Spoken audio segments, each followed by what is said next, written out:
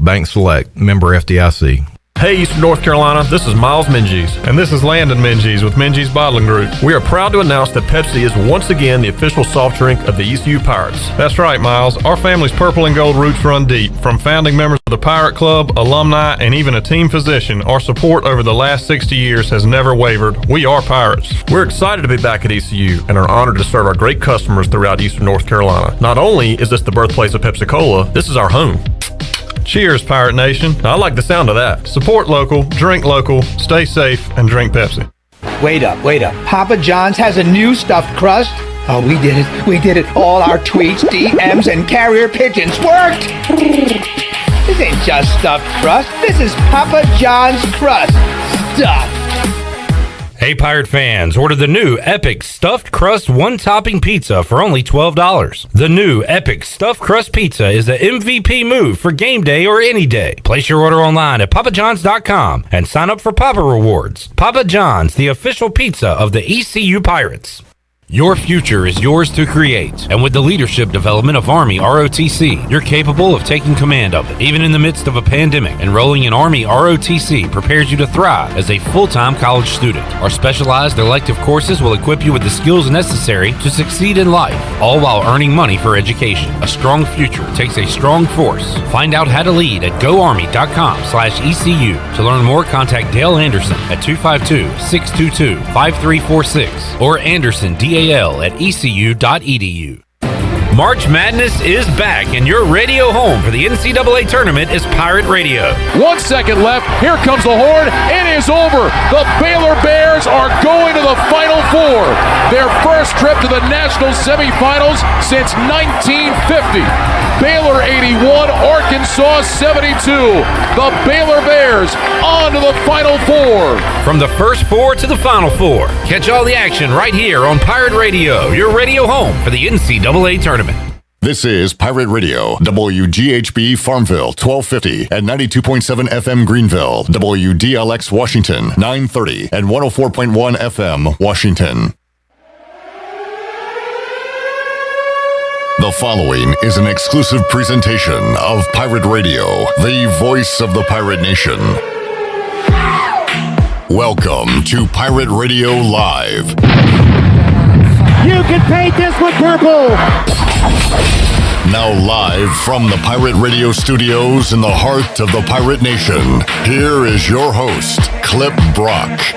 Hello, everyone. Welcome in to Pirate Radio Live here on a Thursday. Clip Brock here with you inside the Pirate Radio studios and coming to you on Pirate Radio 92.7 FM in Greenville, 104.1 in Washington. We are online, PR927FM.com, also on 1250, 930, and you can watch us on Facebook Live and on YouTube. Make sure you're subscribed to Pirate Radio TV on YouTube. Just dropped a video a few minutes ago. Episode 1 of Pirate Radio Trivia with your host, Clip Brock, is available now to watch. A couple of Pirate Radio listeners, Eric and Steve, battled it out in episode 1, presented by White Claw Hard Seltzer. Make sure you check that out and all of our videos up on YouTube. A very busy day in the sports world. Going into today, we knew we had opening day of Major League Baseball. We knew we had Pirate Baseball coming up as they begin conference play against Cincinnati. We've also added a big retirement to the docket as Roy Williams stepping down as head coach of the North Carolina Tar Heels after an illustrious career. And here to talk about that in hour number 1 is David Glenn, who joins Troy D and I inside the Pirate Radio studios. Troy, good to see you. DG, welcome back. Great to see you guys. I didn't know it would come under these circumstances and this kind of an announcement, but always fun to be in Greenville. Yeah, good to have good timing, as we like to say. So good to have you here. The big folks are missing the news. Roy Williams deciding to retire, as Clip said earlier. And when I first heard this, DG, at first I was like, man, what a great April Fool's Day joke by the Carolina folks. And then I went to see, well, let's see who's putting this out there, because maybe this, you know how some of these guys in the media are, present company included. They might do something like this. I saw it was put out by Carolina basketball itself. I said, well, that's a pretty epic April Fool's Day joke if the University of North Carolina is putting this Really out. going all in on this one. And then my other hot take was, well, maybe Roy was a little bit on the hot seat after a tough year and wanting to get out before he got fired, So I haven't heard that one anywhere yet, but I'm just throwing that out there just for discussion. Well, it's a crazy time. I mean, you guys and I have had this conversation in the past, whether it's about 74-year-old Mike Krzyzewski at Duke or 76-year-old Hall of Famer Jim Boeheim at Syracuse. And I think our bottom line was, if we meet 3 years from now, none of those three guys will still be the head coach where they are. Yeah. So I knew this was coming, but I just didn't know it was going to come on April 1st, 2021. A lot of people speculating, the transfer portal, and you've had some players from Carolina transfer out, the headaches with the COVID situation and constantly getting your nose swabbed, and maybe just kind of say, hey, enough's enough. He doesn't have to deal with it. He has nothing else to prove. He's had a great career, has plenty of money. He's not getting any younger. Maybe it was just all those things combined. I'm interested to see what he chooses to share at the press conference later today, because as well as I do, you can ask the perfect question at one of these press conferences, and depending on what that coach wants to share or what he wants to remain private, he might give you the truth serum answer, or he might dance around your question even if you have hit on a hot button. I do know this: Roy Williams has told us publicly in the past that he was not going to be, quote unquote, the guy who dies in the coach's chair. He didn't want to be Jim Boeheim coaching at 76 years old. What does he love to do the most? He loves his grandchildren. He loves to play golf. He loves to travel and enjoy life with his wife, Wanda. And at 70 years old, as the number of grandchildren grows, right, and as he's had a couple of significant health scares in the past, and sort of rebuilt joints, etc., he can, as you said, with all that money in the bank, he can play golf. He's still young enough to do that. Travel, enjoy the grandchildren. He didn't want to be the guy on his way to the wheelchair by the time that he was done coaching basketball. The timing is interesting because of the transfer cycle, because of the roster turnover, that it is at a higher level than any time in the history of college basketball, pretty much. But will he answer those questions at the press conference? I'm not sure if we're going to get the truth serum or not today. Any truth of the rumor that he didn't want to answer any more questions from Josh Graham? Got a headache from that guy. So, well, I do know inside joke there. I do know this, and so much is educated speculation. I try to stick to the facts as much as possible.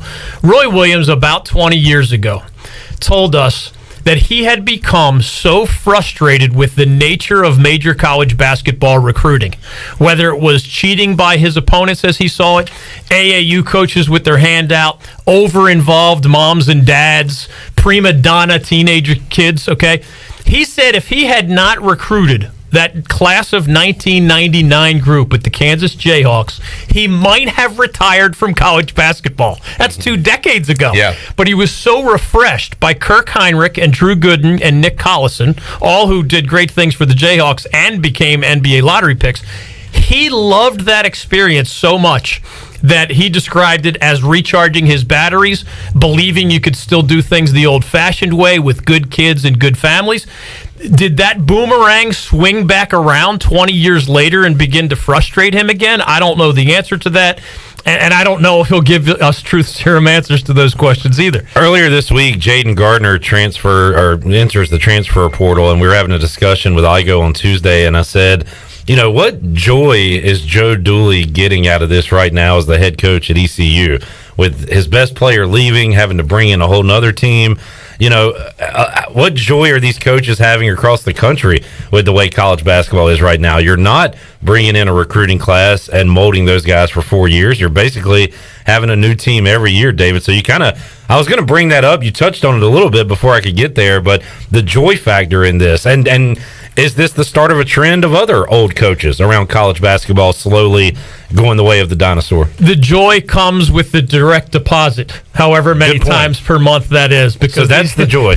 These guys are making a lot of cash. That is a big joy every 2 weeks. Yeah. There's no doubt about it. I agree 100%. But you raise an interesting question. Joe Dooley's getting close to, I believe, around $1 million a year. That's pretty good money in Greenville, North Carolina. The best answer I have heard in response to your excellent question is a coach who told me The reality is most of these guys in their 30s and 40s, or if they're with lower profile programs, they don't feel their pockets are quite deep enough yet, even if they've had some $1 million paydays. There's always the next. There is. Yeah, Now, once you get to that point where you just have more money than you could have imagined as a young coach when you got into this crazy business, that's where it becomes truly personal.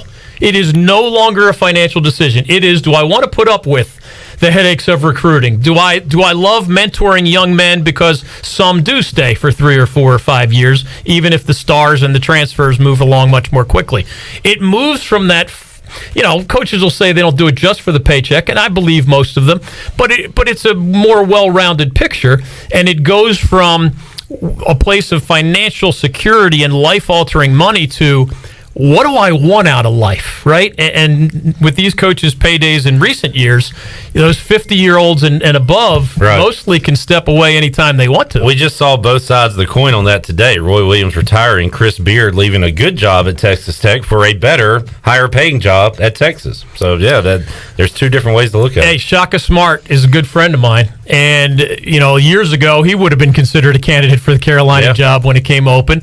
I know for a fact, by the way, for any Carolina fans wondering, the athletic director at the University of North Carolina did not begin thinking about Roy Williams' successor on April 1st, 2021. He's a really sharp guy. Yeah. And I know for a fact that he went out of his way to meet Shaka Smart face-to-face back when Shaka Smart was viewed as one of the up-and-coming coaches. So how many other dozen coaches has Bubba Cunningham had face-to-face contact with, planting seeds for when a day comes? He might not have known exactly what day, but of course Roy Williams was getting older. Of course Bubba Cunningham has that proverbial list in his back pocket. And of course, good athletic directors know, not always with certainty, but they know pretty well who's likely to say yes if they place a call and who's less likely to say yes. So this is not a school flying blind. This is a day that Bubba Cunningham's been thinking about for a long time. Unfortunately, Troy, we've known a few things about flying blind on a coaching search at ECU before. Yeah, I was going to say, and Shaka Smart. You've known him so long, you've seen him go from Shaka Smart to Shaka Dumb.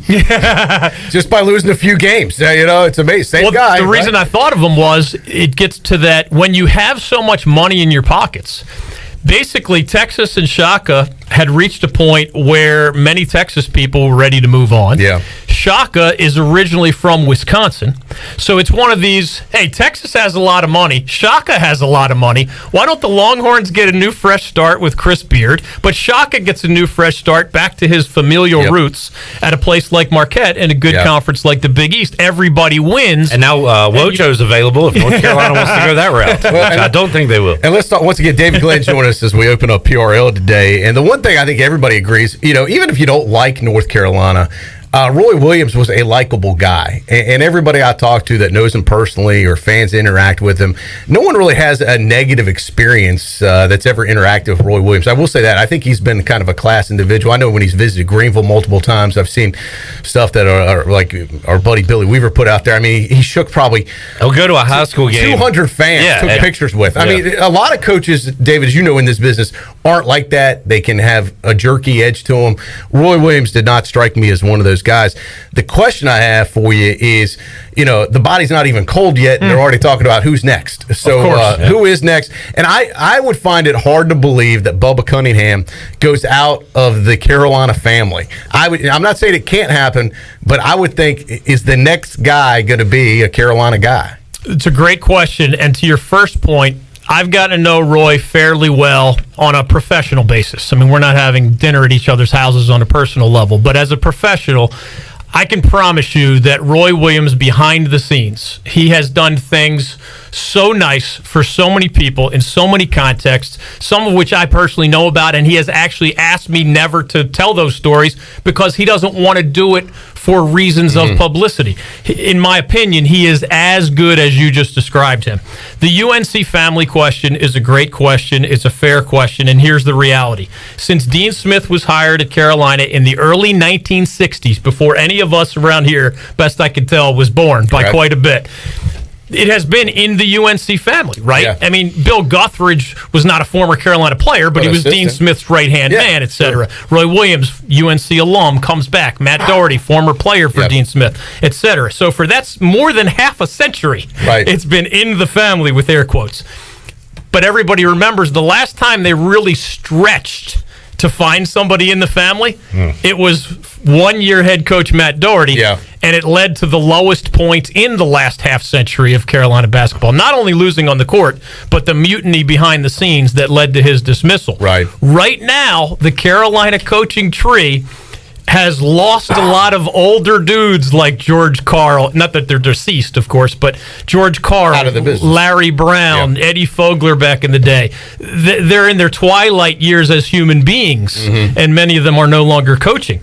As crazy as it might sound, the most successful UNC family tree head coach right now is probably 38-year-old Wes Miller of UNC Greensboro, who has led the Spartans to 3 of the last 5 regular season titles in the Southern Conference.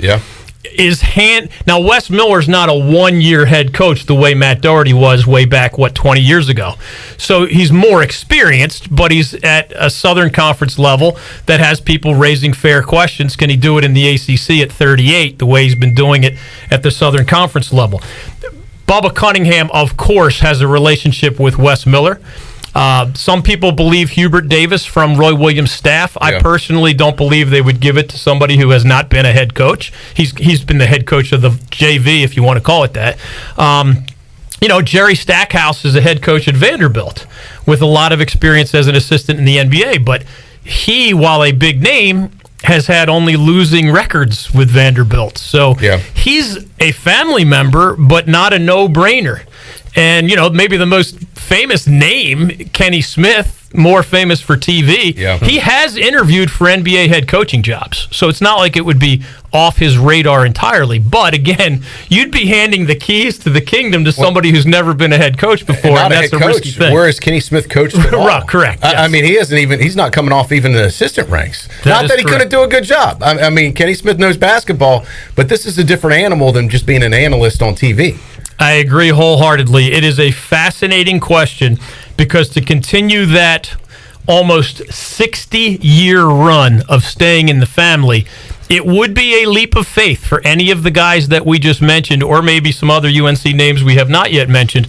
And that leads, of course, to, who outside the family might Bubba Cunningham have been, having casual conversations with over the last 5 years, just in case this day would come? It might be time to go, is Nate Oates, is he ready to, leave Alabama already? Or Moser from, Loyola Chicago, go a different route. It is fascinating to see. I wonder, what do you think, David, the pulse what would it take to steal Gonzaga's coach? Well, Mark Few would be... It's fascinating you brought that name up, right? Because you can't rule it out. Especially if he wins a title this year and does what he set out to do at Gonzaga. I mean, North Carolina is one of those programs, if they put their mind to it and they want to do it, they've got enough money with the basketball program, they could probably recruit who they want. Let me just say this, because I'm in favor of wild speculation as long as we label it as wild speculation. I'll take this fun speculation about Mark Few and put a little fun teeth in it, all right, if you're ready for this. When Mark Few started as the head coach at Gonzaga roughly 20 years ago, do you know what coach and system he stole/borrowed from the most while creating the Zag style of play? The four corners. The answer is Roy Williams and UNC. The opposite of the They are extremely good friends, as the nation got to see a little bit of. Remember 4 years ago, it was Gonzaga against Carolina in the NCAA title game. So they made public a friendship that at this point is more than 2 decades old. Mark Few reveres Roy Williams. And Mark Few hasn't yet gotten to his 60th birthday. Now, would he leave Gonzaga? He's the king of the mountain out there, right? And he's trying to win a national championship as we speak as a member of the Final Four. My pick, remember, to win it all on Pirate Radio a few weeks ago.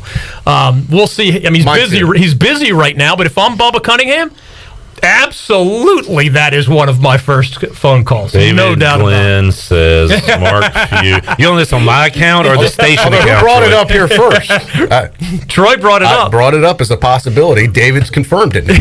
How's your Russell Wilson to Chicago Bears news? Did you see the Rich Eisen tweet today? I did not. I sent it to my sons. I'll just show it to Was you. that real the quick. Bears April Breaking Fools? news. Yeah. He put it out there. man. Bears traded for Russell Wilson. I'm in pain So I sent it for to my you son Bryce. on He's that like, "Awesome, let's go." I said, and then I did hashtag April Fools. He goes, "Are you serious?" I said, "Oh man, I'm sorry, I ain't serious." Got to be careful on the first day of April. But that was a pretty good one by Rich Eisen, I guess, putting that out there. But yeah, you know, and that's why I joked when I first heard this. I was like, "Man, this is a pretty good April Fool's Day joke by somebody up in Chapel Hill." But we're waiting to hear from Roy officially. Coming up at 4 o'clock, I believe. He's going to speak. Correct. And actually, Bubba Cunningham, the AD at Carolina, has a press conference for later today. That is not expected to be, the announcement of a new coach. And as DG said, is this going to be, I've loved all my years at Carolina, or is this going to be, is he going to talk about reasons why? And that? Yeah, or is this, hey, he's not going to be Carolina's coach anymore. He might look for other opportunities elsewhere, you know? You're assuming a lot, guys. Hey, We don't know. Roy wants to play golf and enjoy his grandchildren and his wife and some travel and some beautiful golf courses. That part is a safe guess. Yeah. What he shares personally, Right. a lot of coaches save for their memoirs or a book or whatever the truth serum answer to why now is the right time to step away. I don't claim to know. I know Roy pretty well.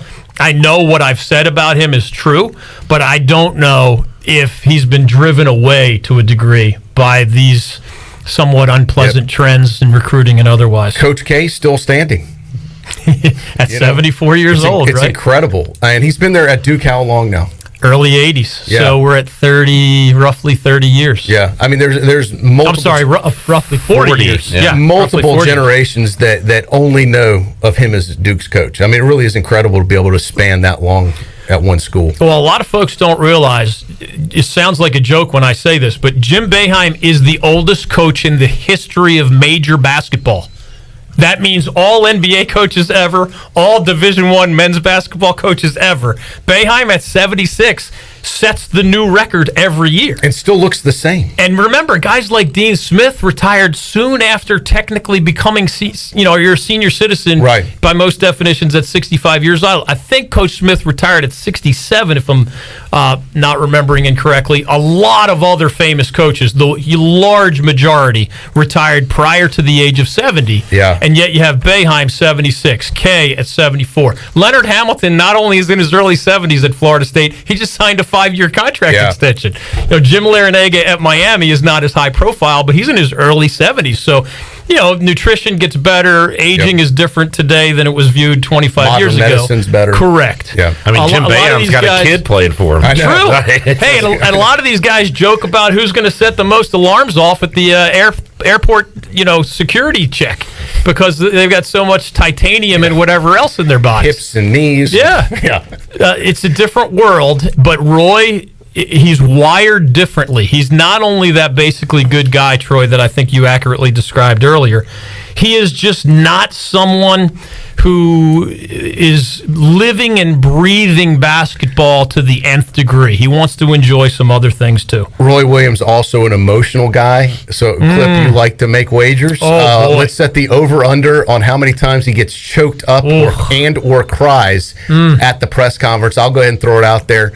I'll put the over-under at 4 or 5. I was going to say 4.5. Yeah, 4.5. that's tricky. All right, You're let's all go at over 4.5. So that way there's no push. We'll do 4.5. You either have to take the under or the over at how many times he gets choked up, has to compose himself, or actually cries. So that a choke up or a cry. The crying is difficult to measure. Are we going to have an intern nearby with a little swab? It's more like it's more like swab. Anytime he's got to stop, what he's saying, and clear his choke throat. the choke up. I think you guys. Choke up and cry, I'll go over. You guys clearly are not new to this gambling thing because I think the 4.5 is a good line to draw. So you're taking the over. Yeah, I'll take the over on it too. I'll say 5 or more for Roy Williams getting choked up. He could get it all out the first time he breaks down, and then it would be. It's true. There is a potential to have a big one-moment breakdown and then finish. I'm seeing multiple. Yeah, kind of like a volcano effect, David. Go ahead and get it out, and then he can compose himself. Have you ever seen like somebody give a best man speech or something like that? Sometimes they break down, but once they regather, correct, they plow through the rest of it. So who knows? Yeah, I don't know if there's a science to these things. Yeah, now I'm going to be watching for this. Clip, we need someone to keep track. Intern Tully's here. Tully, you need to make sure I need an accurate count on this.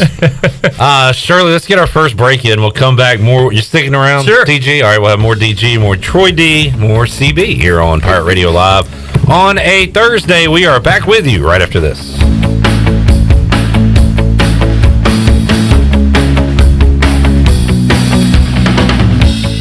Here today with Gamecock, also known as Bruce Batten to his friends and family. Why F3? For me, it's really two things: accountability and fellowship, and looking at turning 50 years old and where I was headed physically. It wasn't the path that I wanted to be on. I was lucky enough to run into some guys that kind of headlocked me and brought me out here, and once out here, I kind of fell in love with the atmosphere. The fellowship's unbelievable. I've got a group of guys behind me, no matter what I'm going through in my life, I can depend on, and that's what it's about. One letter, one number, F3. Learn more today at f3enc.com. Here with Mike Mullis from Fixed NC. And Mike, you were telling me the other day, people ask you all the time, I didn't know you did that. What does that mean? You know, anything that involves property damage repair, call us first. If it's your crawl space, you've got interior humidity issues, a water loss, your ice maker line breaks, obviously fire and smoke, everybody knows we do those. But anything that involves interior or exterior property damage, we're your repair experts. Mike, how can everybody get in touch with you? 252-999-0001 or fixednc.com.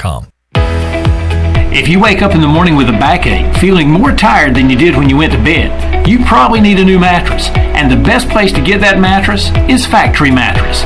Hi, I'm Kirk Smith, General Manager.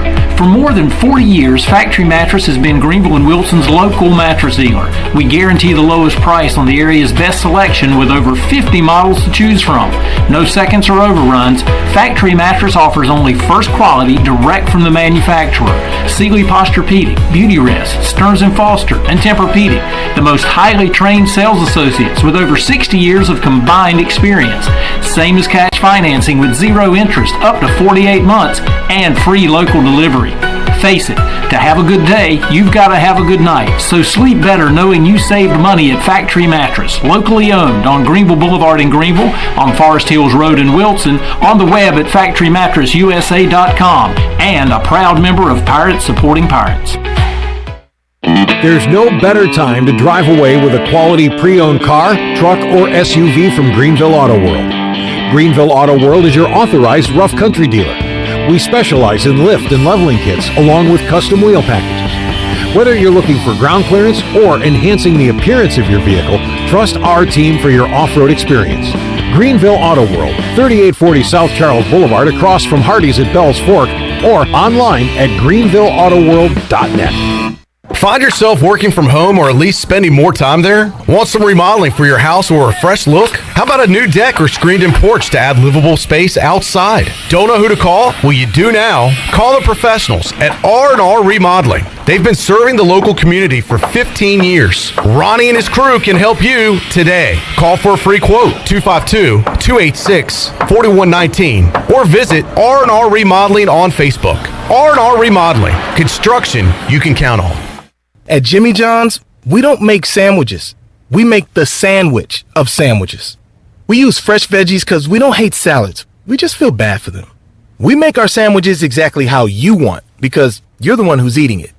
And we bake bread all day, every day because stale bread isn't bread. It's croutons. Sandwich history is written by the victors. Good thing we have legible handwriting. Jimmy John's, the sandwich of sandwiches. Order pickup or delivery on the app. National Signing Day has come and gone, but that doesn't mean the recruiting news cycle is stopping. In fact, the Pirates still have their sights set on top targets in the transfer portal and have already turned their attention to the 2022 class. HoistTheColors.net has the latest on EC recruiting from a football perspective, and we also cover basketball and baseball commitments like no others. Sign up now and get your first month for a single $1 to get the latest scoop on your favorite Pirate teams, along with in-depth baseball and spring football coverage in the months ahead. HoistTheColors.net. Pirate Radio. Here it is, a first down. Pirates. The voice of the Pirate Nation.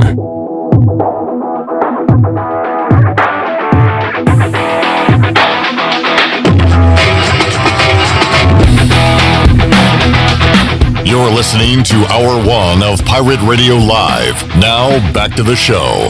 Well, welcome back. Grab your amigos and head to Chico's for the best Mexican food and fun in Greenville. Come and enjoy favorites like shrimp tacos, steak and chicken fajitas, burritos, enchiladas, ACP, and more. Follow Chico's on Facebook and Instagram for daily updates for Mexican food and fun. It's got to be Chico's for dine-in or to go. Now let's head back in to Pirate Radio Live. Here's your host, Clip Rock. All right, opening day of Major League Baseball. I was not for everybody. Just about to say the season was over for the Braves. Phillies had bases loaded, 1 out, but the Braves do escape, only allowing 1 run. DG's Phillies up 1-0 early on Atlanta. And as Shirley said, not opening day for everyone, and for different reasons. Chandler's Nationals will not be playing. Happy opening day, everybody. Due to COVID concerns. Shirley's... Haven't these players gotten vaccinated by now? Don't know. Shirley's Red Sox not playing due to weather issues with the Orioles. And now, when Shirley announced that the Red Sox were not playing earlier today, I was like, well, thank God the Nationals are not in the COVID issue by themselves. And she was like, well, not necessarily. It's weather. And I'm like, well.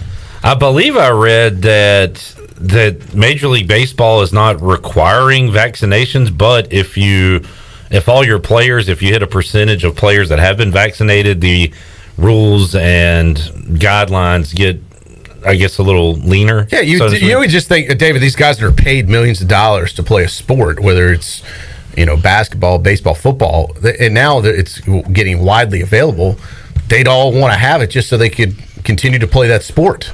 Yeah, you think so. I mean, there are people who have reservations about vaccines, and you get into some interesting questions there.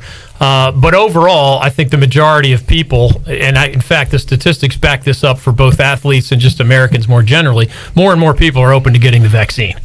And of course, that's not an absolute, right? You can be 99% protected towards something, and something still happens, and you get it, and then whoever was around you is also in quarantine, and then you drop toward those numbers that Cliff was referring to.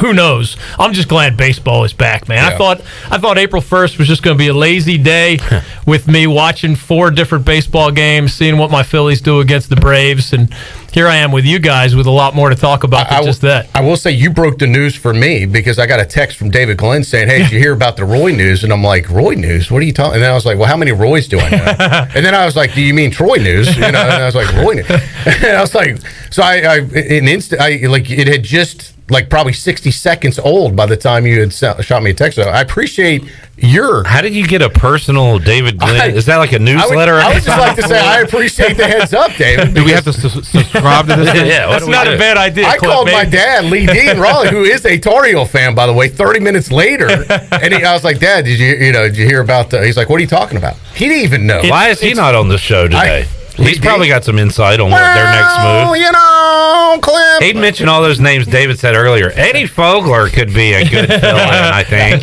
It's funny. Coaches texted me prior to Carolina even releasing it. That's how fast information travels. Now, prior to UNC's tweet, there were coaches asking me what I knew. And they did. In this day and age, it is rare for the team actually broke the news. Right. A lot of times it will leak out and things will happen and they lose control of the story. In this case, North Carolina basketball were the outlet that broke it. I don't know if you guys saw this, but back on March 6th, remember Carolina had just swept Duke for the first time in quite a while. And that second game was at the Smith Center in Chapel Hill. Beat them bad, yeah. Carolina trounces the Blue Devils, and Roy Williams, which was uncharacteristic for him, walked out to the midcourt logo and kissed the floor. And he got post-game press conferences, basically questions saying, what was that all about? Of course, he downplayed it. But in retrospect, it makes you wonder, even if he had not made the final decision on March 6th, were enough wheels in motion that he was going to have to do some soul searching. And he might have known by March 6th, I'm going to sit down with my wife, Wanda, and Bubba Cunningham, the athletic director, and do more soul searching. Maybe he did know. Because, that turned out to be the last game he coached at the Smith Center with his own name on the court. How many years were left on his deal? Do you know? it almost didn't matter. He had such a relationship with Bubba Cunningham and the university. I mean, this is a guy who, remember, collects his $4 million a year and donated truly millions, plural, back to his own alma mater. So he and Wanda had reached the point where, unlike most coach-school relationships, this was whatever was on paper. There was a broader agreement. So he had, I believe, at least 3 or 4 years still to go on the contract. But all a contract is, if we're still together over these 3 or 4 years, this is how you're compensated. Right, sure. Either side can pull the plug at any time. And he probably had basically a unofficial lifetime deal. Yes, no doubt about it. Although you said earlier he had mentioned he's not going to be one of those guys that dies in his coaching chair. So at some point it was going to come to an end. I'm fascinated to see how quickly do you think this thing moves, the search and the announcement. Well, here's the bottom line. In well-run coaching searches, most of the answers before you even begin officially your search. So I don't know what Bubba Cunningham's going to say at his press conference tonight. Some schools hire search firms to help them, etc. Troy loves those. Carolina. That's the biggest scam going on. Carolina if you're a competent AD, I hear you, at a normal university, you don't need a search firm. I've seen more situations where they did not work well than situations where they were given credit for the final success. Most search firms I see have ended in disaster. Bubba Cunningham has had this on his radar for years, okay? So what happens is you have casual conversations with other coaches saying, hey, I can't offer you a job today, but what are your thoughts about the UNC job? Because we know no coach lives forever and no coach coaches forever. And so you don't get yes in writing, of course, right? That would be a stab in the back to your current coach. It would be a stab in the back to whatever school that other guy is currently employed by. But you can have those what-if conversations, and I would expect, just for fun, I would be surprised if Bubba Cunningham didn't either know whether Gonzaga's Mark Few would take the job or has been told by Mark Few, wait until I try to win this national championship and then we'll talk. Whereas, of course, Wes Miller of UNC Greensboro would crawl from Greensboro, North Carolina to Chapel Hill to take over at the school he once helped win a national championship as a player under Roy Williams. Now, do you take a chance on the 38-year-old? We mentioned that earlier. That's not etched in stone. But the longer it goes, the more you realize that Bubba Cunningham did not have the sort of ace in the back pocket, and that would be an alarming thing for Carolina fans. I hate to say this, I don't want to hurt Carolina fans' feelings, but this is a legitimate question.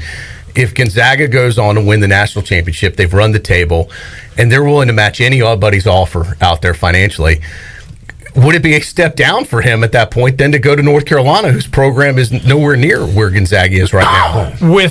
Basically, that's such a personal question that we can't know. I mean, if Mark Few was he's already at the top of the mountain if he wins a national championship undefeated. Correct. In terms of lifelong security, he already has that at Gonzaga, even if he doesn't break through for his first national championship this coming Monday night. Only he would know. I mean, if there are 350 Division I men's basketball programs, I don't think it's an exaggeration to say, 330-some of those coaches would leave their position to coach at the University of North Carolina, right? I mean, I personally wouldn't think like a Jay Wright would leave Villanova. Mike Krzyzewski is not leaving Duke. Coach K, by the way, put out a nice, friendly statement about Roy Williams' retirement about 30 minutes ago or so. Those guys got along well for the most part, so you could guess the tone of Coach K's note. He even called Roy, his legacy is secure as one of the greatest coaches in college basketball history. Right behind him. Exactly. Kind enough, Coach K was kind enough not to add that little asterisk in there in his official statement, but this thing is fascinating, Troy, because it is one of the best jobs in college sports, period. But you have the family question, stay in the family, go outside the family, and you just don't know if Mark Few is a little bit more like that Jay Wright guy. Yeah. Jay Wright, as a multi-time national championship winner, has had multiple job offers in the NBA, including the hometown Philadelphia 76ers, and he's turned them down.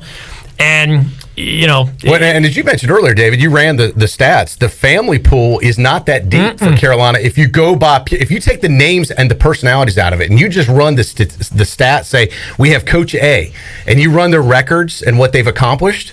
And you didn't know who you were talking about, most of the Carolina people are like, we don't want that guy. We don't want that guy. But when you see the names and you don't take in consideration the records, well, yeah, we love Jerry Stackhouse. Yeah, we love this guy. We love that guy. So how much of the emotional side of the folks that they like versus what they've been able to achieve, that's going to be the balance I think is going to be interesting. Is the pool deep enough for them to find someone to, quote, keep it in the family, or do they have to go outside? Do they like King Rice memories enough to go to Monmouth and get him down to Chapel Hill? I'll tell you two stories that are buried in the pages of history as quickly as I can tell you. One, when Roy Williams said no the first time Carolina came calling, remember, Dean Smith retires.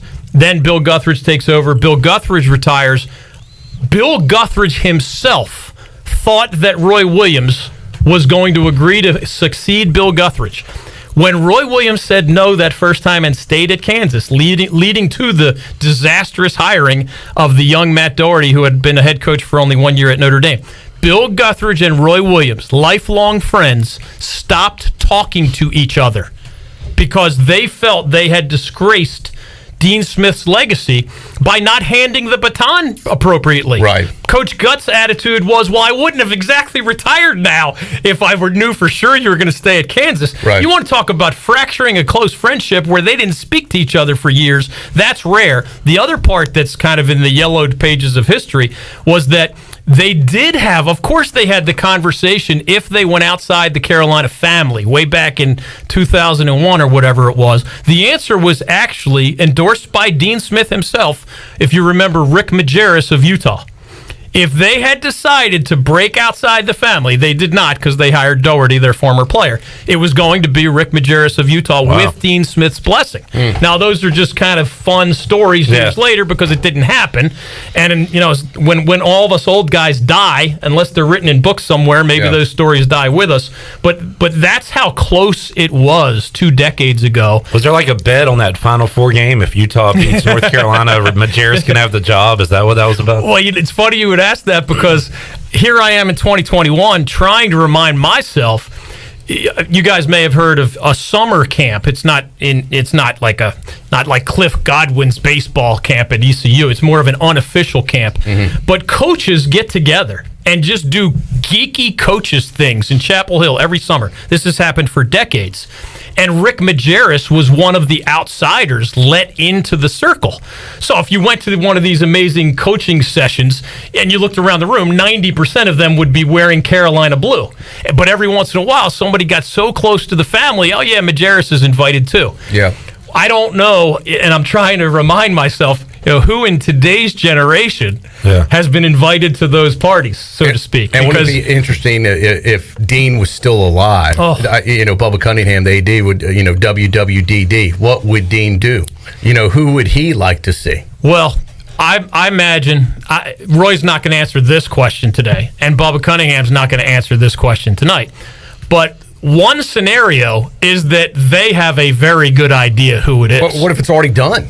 And that's why, what if could be Roy all Williams but did done. this in conjunction with, hey, I'm going to step down, go ahead and find your guy, and it's all going to be bam, bam, bam. The reason I say all but done is that the day Bill Guthridge retired, he thought Roy Williams was going to take the job. Things changed. And it wasn't entirely done. Yeah. So, again, they can't address that today. They might. In a lot, probably not. You never know, I guess.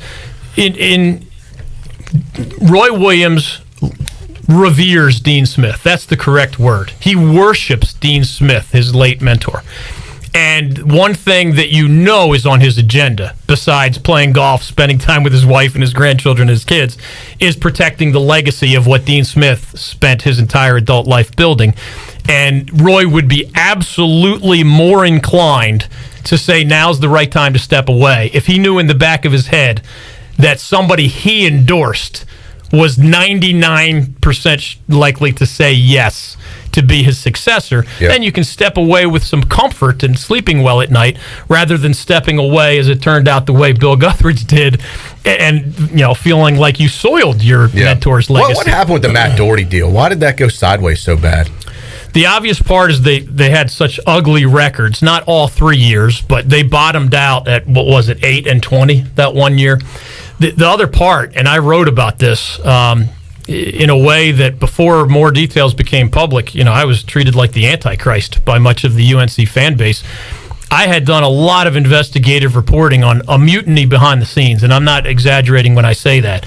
The number of players who were going to transfer, the vulgar, profane, abusive language that Matt Doherty had been using with some of his players. I don't mean, just the tough talk as you're trying to motivate somebody. I mean flat out, over the line, abusive language. There were parents calling on the chancellor of the university. It was a nightmare for the athletic director at the time, Dick Bedore. Matt Doherty was eventually found. I was told the UNC Board of Trustees passed my articles around the table saying that this is not yet known publicly, but David Glenn just wrote an accurate summary of what a mess was. Those guys stopped liking playing basketball. Yep. Imagine that. You stay in 5-star hotels. You're on nice planes, private half the time. You're playing in the most prestigious conference in America. You're a rock star walking around campus at 18 to 22 years old, and you grew to hate playing basketball. Yeah. Part of it because of the losing, part of it because Matt Doherty, he later admitted much of this, just lost his mind. He was just... he was relatively close to their age. This was not close, but he was the 40-year-old rather than the 70-year-old grandfatherly figure. Right. And it was a toxic combination that when things were going well, they tended to like their coach. When things went poorly, 8-20 and otherwise, it was as bad a mutiny behind the scenes as I have ever witnessed in college sports.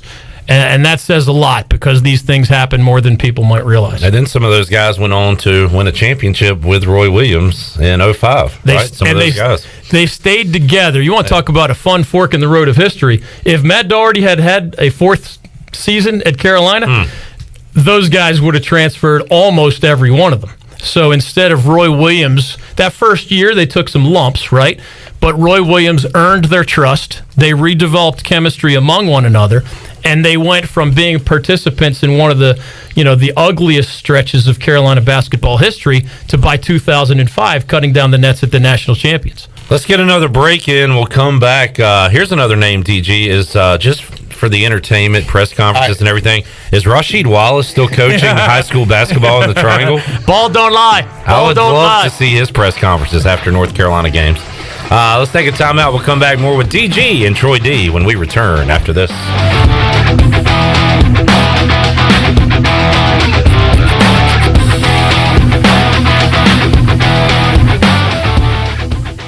Hey Pirate Nation, this is Tom Brown from Brown & Wood Buick GMC Truck. We've been serving the Pirate Nation in Eastern North Carolina for 83 years. We have 4 brands, 3 generations, 2 showrooms, and 1 goal to make sure you leave a happy customer. This month at Brown & Wood, get a 2020 Buick Enclave and save up to $11,000 off. And as always, Brown & Wood is the home of the lifetime powertrain warranty. We're located on Greenville Boulevard next to the Convention Center, or shop us online at brownandwoodauto.com.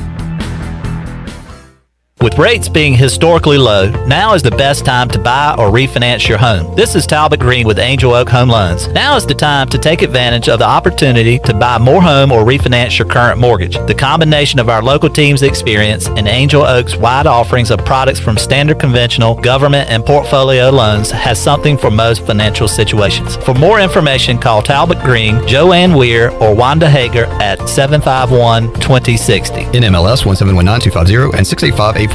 Equal housing lender. Hey, Eastern North Carolina, this is Miles Minges. And this is Landon Minges with Minges Bottling Group. We are proud to announce that Pepsi is once again the official soft drink of the ECU Pirates. That's right, Miles. Our family's purple and gold roots run deep. From founding members of the Pirate Club, alumni, and even a team physician, our support over the last 60 years has never wavered. We are Pirates. We're excited to be back at ECU and are honored to serve our great customers throughout Eastern North Carolina. Not only is this the birthplace of Pepsi-Cola, this is our home. Cheers, Pirate Nation. I like the sound of that. Support local, drink local, stay safe, and drink Pepsi. Hey Pirate Nation, this is Sam Jones, and we're open and here to serve you with some of the best whole hog barbecue, chicken, turkey, ribs, and homemade sides every day for lunch and dinner. There are 3 easy ways to enjoy Sam Jones barbecue. swing by our drive-thru window or try one of our 2 curbside takeout options by calling in your order at 689-6997 or ordering online at samjonesbbq.com. We love Eastern North Carolina, and we invite you to come by and enjoy some great tasting Sam Jones barbecue today.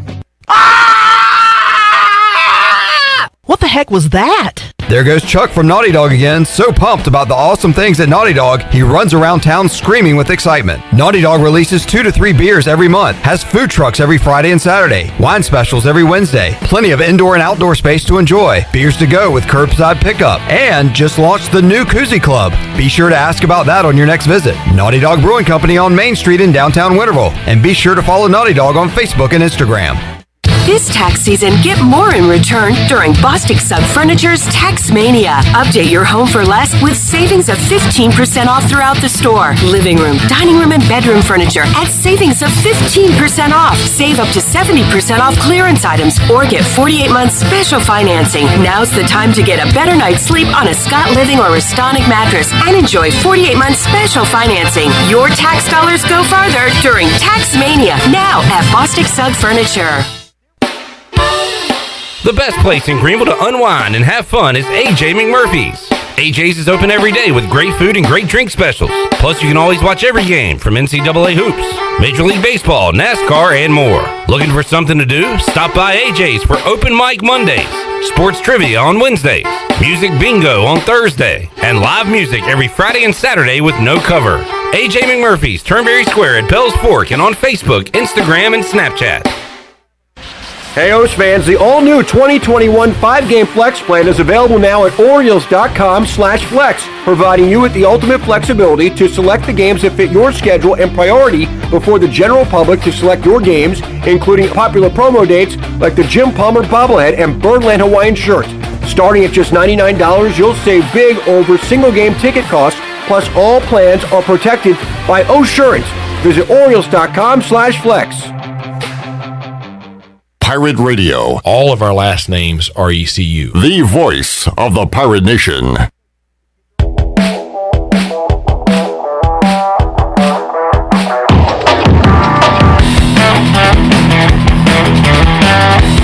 You're listening to Hour 1 of Pirate Radio Live. Now, back to the show. Welcome back. Domino's of Greenville has 3 locations to take care of you. Take advantage of the week-long carry-out deal of all 3 topping pizzas for only $7.99. You can order online today at Domino's.com. Now let's head back in to Pirate Radio Live. Here's your host, Clip Rock. Alrighty, still to come on today's show, Mike Mullis going to join us here at 4 o'clock, talk about opening day of Major League Baseball, ECU baseball, and more. In the 4 o'clock hour, also Jeff Nadu, the big man on campus. We'll talk Final Four, we'll talk NBA and more. At 5 o'clock, Kirk Kraft will be here. The Bill Carson Invitational going on this weekend at ECU, and Troy D will be back in the 5 o'clock hour as well. Yeah, we'll talk about what track and field sports Clip and Troy can participate in. Well, that's a very short list. It's I'm gonna see if they'll let me do a javelin throw this year as before it starts. Okay. What would you like to do, Clip? You could. I think shot put could be good for you. Yeah. Get your momentum going. Yeah. Yeah. You don't look convinced. Well, what would you do? I mean, you're not. I wouldn't do. I'm not going to want to do hurdles. I mean, those look hard. I'm doing PA for 2 baseball games Saturday. I'm busy. Sorry. All right, I just thought can't do any events this year. Just an exhibition, just for one time. What about you, David? We do a lot of javelin catching as media members. There's always somebody attacking us somewhere, right? That's a famous George Bush line, I think. Tired of catching all these javelins. I got to start hitting back. The news of the day: Roy Williams retiring at North Carolina, and DG. We've kind of talked about where does North Carolina go from here, but. Roy Williams' legacy, where is he going to be looked at in the annals of college basketball? Is it very near the top? I think you're right, and you know how this goes. There's a segment of our audience or segment of sports fans that goes straight to the bottom line. How many rings you got, right? And the reality by that standard is Roy Williams, 3 rings, plus he helped Dean Smith get his first of 2 national titles back when Roy was an assistant coach in Chapel Hill. You got John Wooden of UCLA with 10. You got Mike Krzyzewski of Duke with 5. You have Adolph Rupp with 4. And Roy Williams is tied with the guys at 3. That's fourth most, so only 3 people ahead of you in the ring column as a head coach. And in terms of wins, Coach K and Jim Boeheim are the only 2 people ahead of ahead of Coach Williams in the history of D1 men's basketball. So those are sort of the numerical parts of his legacy, but I hope people will remember this as well. Not only is Roy Williams the only coach in Division I men's basketball history to have more than 400 wins at 2 different schools, they came at 2 of the most prominent schools in the history of the sport. True. 2 blue bloods. And the details make the 400-plus more impressive in my eyes because we just described he inherited the mutiny behind the scenes from Matt Doherty. So not long after 8-20, they're cutting down the nets in 2005 as national champions thanks to Roy Williams. So that's part of his Tar Heel legacy. At Kansas, he inherited NCAA probation from the aftermath of that Danny Manning and the Miracles run to a national title for the Jayhawks under Larry Brown. So you are in the record books numerically, but you essentially rescued 2 blue blood programs from 2 of the lowest moments in the history of their programs and took them to unbelievable heights. And the last number in 33 years as a head coach, Roy Williams finished in first place in the conference standings in the regular season 18 times. First or tied for first, 18. More than half the time, his team was first or tied for first. Yeah. That, I mean, I know it's all about rings and it's a tournament sport, but you're first place more than half the time over that many decades, you're one of the best in the history of college basketball. You've talked about how much he wants to go play golf and do those things now. I don't think anybody ever thought Bobby Knight would get into TV after his career, but he was doing games. He was in the studio. Could you see Roy Williams on College Game Day for basketball on ESPN? I could see him doing occasional things. I could not see him making it part of his career. Yeah. Oh, shucks. I just couldn't see it. No, he's... Golly. No frickins on ESPN? You got to be freaking kidding me with that call. Maybe they pull him out for, an NCAA tournament studio appearance or something. He's good for how many dadgums during the press conference? That's another over-under. You got to remember, he is 70. He's 70. Yeah. Right? So the younger coaches, if they get axed, they need another career, right? Even if you have enough money to retire. Need something to do. I mean, I can tell you this as a guy on the other side of 50 myself. Even if I had all the money in the world, my wife doesn't quite love me enough to see me around the house every day, all day. So I better find something else to do. And I think that applies to these coaches as well. Why you're at Greenville so much now. now. No kidding. We've been the beneficiary. Can I come back next week? Maria not wanting you around. This is becoming a regular habit. My son joint custody of David at this point. My son's like, Dad, you visited me more in the last year than the previous 3 years. What's going on at home? Everything's good, son. We're fine. Well, it's awesome that when something happens, we can just put up the DG signal in the air and he'll come to the Pirate Radio studios. Yeah, it doesn't take long now. Seems like every day you're here, we've talked about this, like something big happens in the sports world. So. Maybe we could do didn't the mayor of Gotham have something that shot into the sky? Yeah, the Batman signal. The Batman would see it. The DG signal. And they also had the cool phone right to the mayor's desk, right? True. So we have kind of a combination of those things. Yeah. You have a phone. I wish I was a superhero, but we got the rest of that going. A couple minutes left before we let you go, David. I think everybody at this table picked Gonzaga to win it all. Yeah. And if you're a college basketball fan, you want to see Baylor Gonzaga because they were 1-2 all year long. Yeah. Does anybody spoil that game, that party? Can Houston or UCLA spoil the party? My guess is no. Houston would have a better chance than the Bruins. Yeah. I respect what the Bruins have done. I mean, the list of double-digit seeds that have made it to the Final Four is not a super long list. Heck of a trivia question for somebody like Clip Rock, who is a professional at such things. But I think those are the 2 best teams standing, 2 of the best teams in the country, as you said, for most of the season. I would love to see that national championship. How many times has a team from the first 4 made it to the Final Four? I think VCU do it. One? Is this the second time? But that is another good trivia question. It is a good trivia for question. Clip Rock. It's a very Wednesday short night at AJ's. I believe VCU did that, if I'm not mistaken. Yeah, I think so. This is the second example. I'm pretty sure you're right. Yeah. Yeah, otherwise we would have had a really chalky Final Four, right? Otherwise it was about to be 3 number 1s and a 2. Yeah. which there was that one year that all 4 number ones made it, but this would have been the second chalkiest Final Four ever if not for the Bruins win. You know why David's here? He's got a law degree in his past. He's kind of an objective guy and understands basketball. Oh dear, we don't have time for this. I think he'd be a great guy to ask for a second opinion on the situation we had during our March Madness bracket challenge. Oh boy. So I wrote Iowa down as the winner, but I wrote a sloppy W that looks like an N. So they all were saying no, it was Iona. You wrote Iona. I wrote it the same twice. So all right, real Shirley quick, wanted to give me the points, and I said, I wrote it was Iowa. You know what I meant, just because it was sloppy. So we had a big deal about it. All right, hold on. Exhibit A. Exhibit A, Shirley. So look at my handwriting. Wow. But look at that. You know, I didn't write the team that they were playing, which was what, Grand Canyon. Or you didn't write the winner of the game. You can easily tell that if you just glance at that was Iowa. If you just glance. But see, here's the problem. The prosecution would like to present the fact that he wrote Iona not only winning the Iowa Grand Canyon game, but going on to beat the next, to be the winner in the next round. I'm saying it's a sloppy end. What do you say, sir? It would be more painful if Iona was in the same sub-bracket. Right, they're not. They're not, which helps Troy's case. However... Hold on, let David talk. You talked enough. However, the prosecution would like to present the fact that Iona was in the tournament. They were. Therefore, there needs to be a clear distinction between Iona and Iowa. I look down there at the bottom side of that bracket. I have to admit, and it's funny that this comes up now because one of the biggest college sports cases ever to reach the United States Supreme Court is happening right now. It's actually, arguments happened yesterday on that case. So it's funny that we have this on the same timetable. Well, and I'm in the hunt for the win, potentially. Ooh, that makes it even trickier. I would say my argument would be that because there were only 2 teams that could win that game. Right. And IO whatever A doesn't look anything like Grand Canyon. Right. I'm going to give you credit for it. Oh, wow.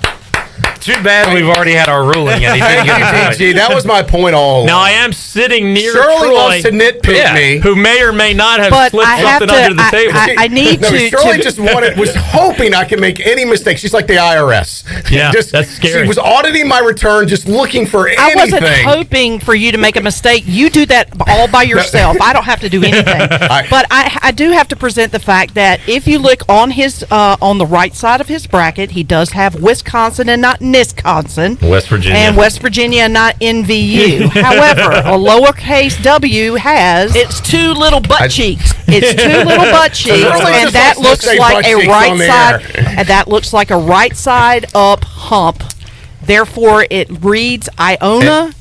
It reads nothing like Grand Canyon.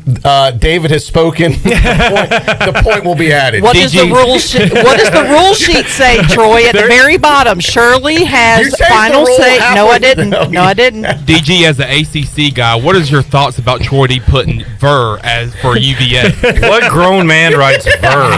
My attorney brother said had a bigger issue with that. Shirley hit the. That might disqualify Troy just to be spiteful, right there. Exactly.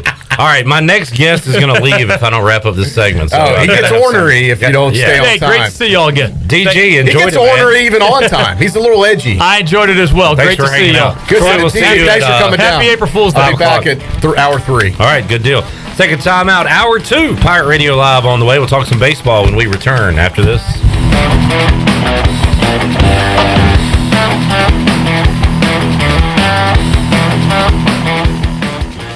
The Pirate Radio Podcast. Now, Wes, you have a incredible ability to be able to spit off our IP address, but not have your zipper up on your pants.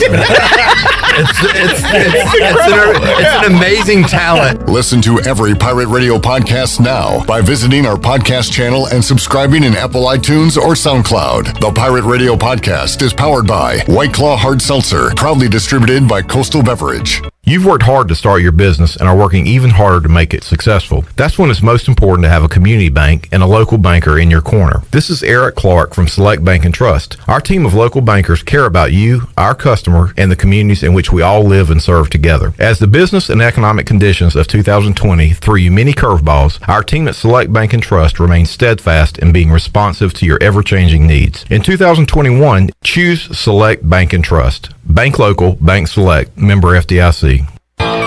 UBE and PirateWear.com are proud to offer the Pirate Nation its largest inventory ever. Brand new Adidas is arriving daily, along with Under Armour, Columbia, and Russell Athletic. UBE is loaded with cargo, and new items are being added daily to PirateWear.com. Be sure to check out our children's store, The Crow's Nest, for all of your young pirates. UBE and PirateWear.com, an ECU tradition for 50 years. Go Pirates! For years, Callie Ann Phelps has been singing about Phelps Chevrolet. Phelps Chevrolet is the one for you. Low prices, service too. See the big dealer right away. Carolina's finest, Phelps Chevrolet. And you'll agree with what Skylar Phelps has to say. Nobody beats Phelps Chevrolet's prices. Nobody. The name you can depend on. Phelps Chevrolet. Get you one. Find new roads with Chevrolet. Then come find yours at Phelps Chevrolet in Greenville. In studio today with Dr. Shondell Jones from Kinetic Physical Therapy. Dr. Jones, you guys can help people with any aches or pains. Yep, we sure can. As it's getting warmer, we know more people are outside, wanting to be more active, and we know spring sports are in play as well. And so if you've got a knee or ankle injury, whether it's just a strain or a sprain, we've got specialists there to treat the weekend warrior and the athlete. For more information, visit us online at kptonline.com or call us at 364-2806. University PC Care has been busier than ever repairing personal PC and Mac computers and iPhones during this pandemic. And we thank you for your support. Now, with everyone streaming and doing work from school and home, you may have discovered that your home Wi-Fi just isn't cutting it. It may be time to upgrade your home network, and University PC Care can help. To make a network assessment appointment and discover upgrade options that fit your home, go to talktowilliam.com or learn more at universitypccare.com. Here with Melissa from ENS Hemp Company. Melissa, tell us how your products and services can help people. Well, for over 2.5 years, the team at ENS Hemp Company has been helping educate our community on the many benefits of our products. Our customers have seen great success dealing with everything from stress, anxiety, fatigue, pain, and PTSD, just to name a few. You can come in today and our staff can help you find the best products for your needs. You can visit us at Fire Tower Road near Sam Jones Barbecue or enshempcompany.com. Hey Pirate Nation, this is proud ECU graduate and former baseball player Brandon Manning inviting you to join my team at Farm Bureau Insurance. Right now is a good time to review your coverage with a local trusted agent like me. I will make myself available before or after business hours, and my clients always have my cell phone number if they need anything. From home, auto, or life, give me a call today and let's talk about your insurance coverage and about the Pirates. Call 531-1812 and go Pirates!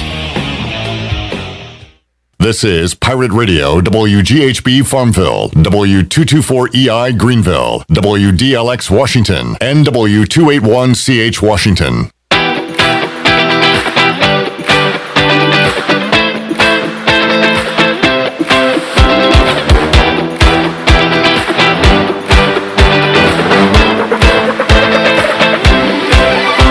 You're listening to Hour 2 of Pirate Radio Live. This hour is brought to you by University PC Care, your local tech support experts for all your business needs. Let University PC Care take care of it so you can take care of business. Visit universitypccare.com to learn more today. Now, back to the show. Well, welcome back. UBE has been an ECU tradition for over 50 years. You can shop online anytime at piratewear.com. UBE has the biggest and best selection of ECU sportswear and accessories for pirates of all ages. Every day is game day at UBE. Now let's head back in to Pirate Radio Live. Here's your host, Clip Brock.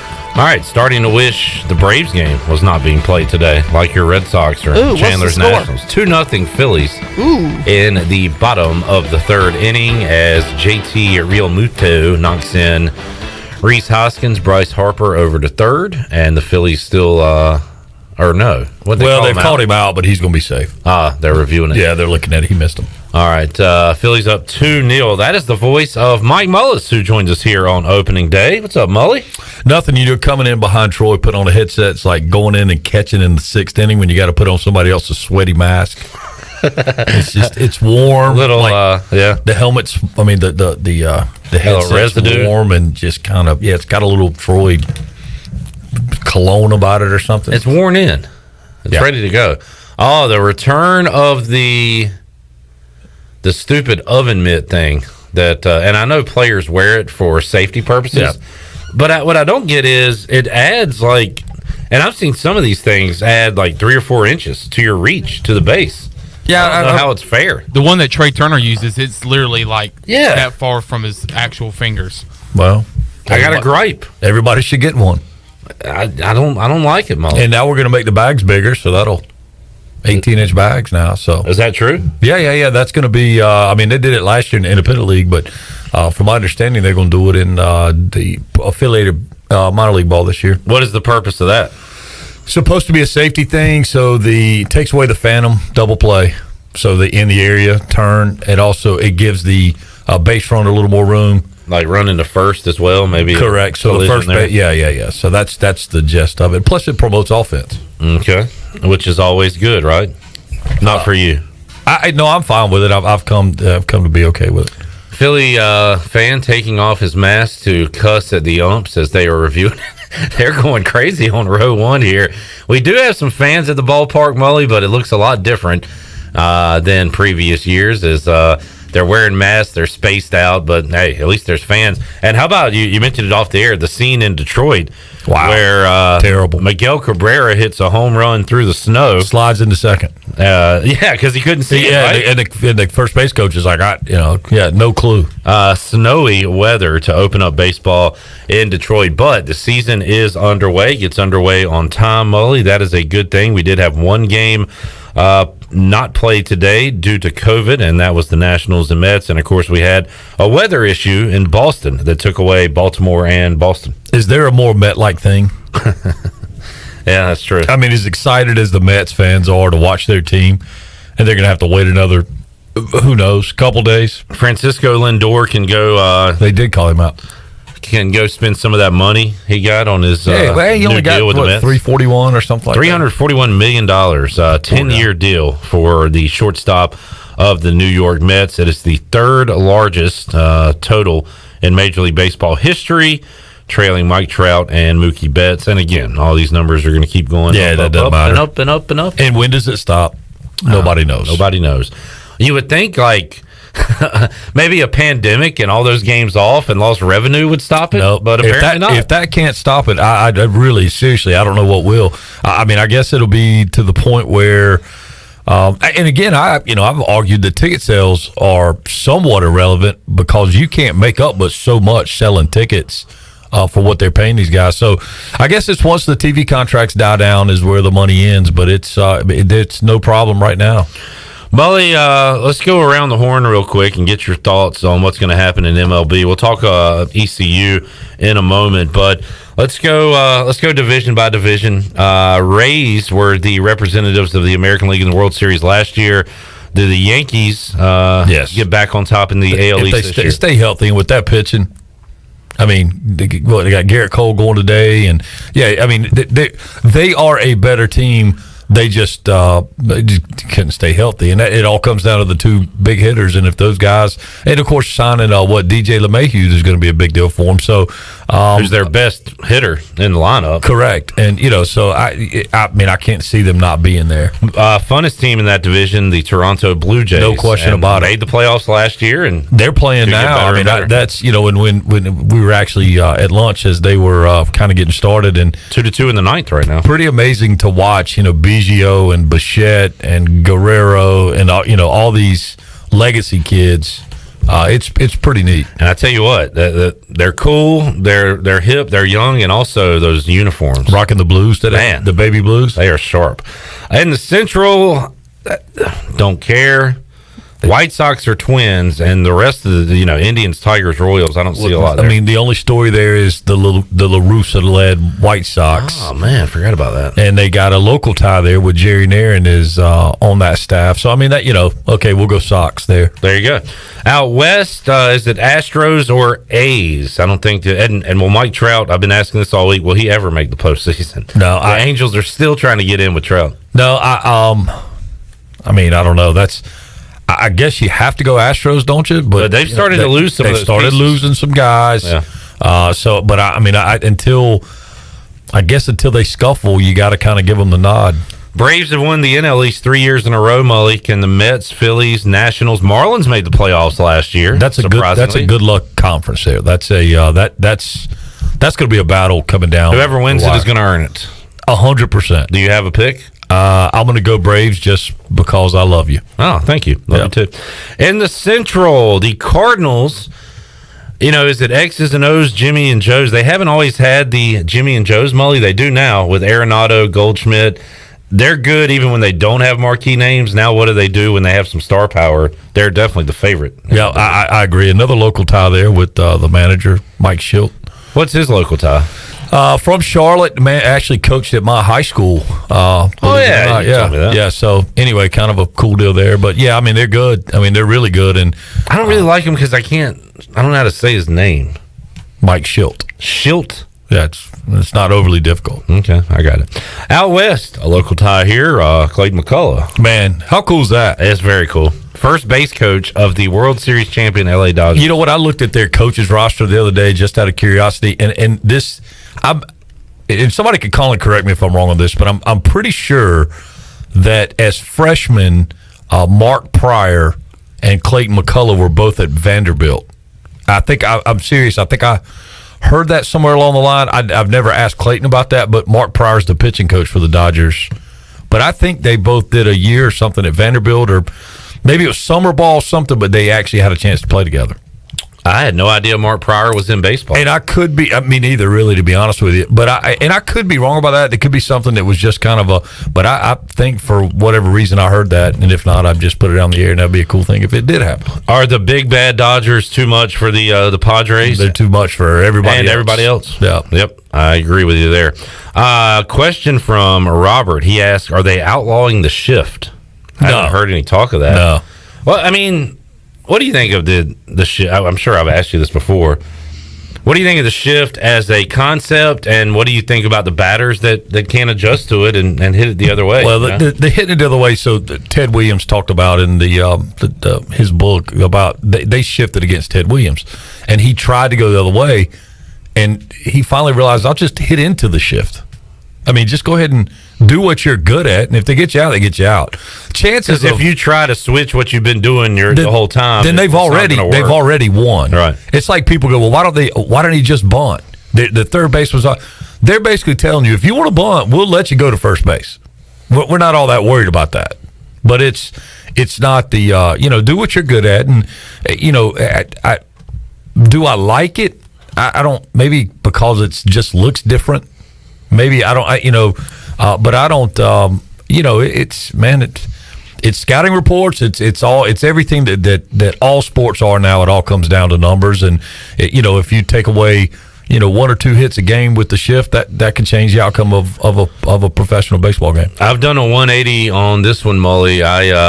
I'm not happy about Max Fried and Aaron Nola batting in this game I'm watching. I got used to the DH in the National League last year. I that's one of those things that I've said, in my opinion, forever, that didn't make sense.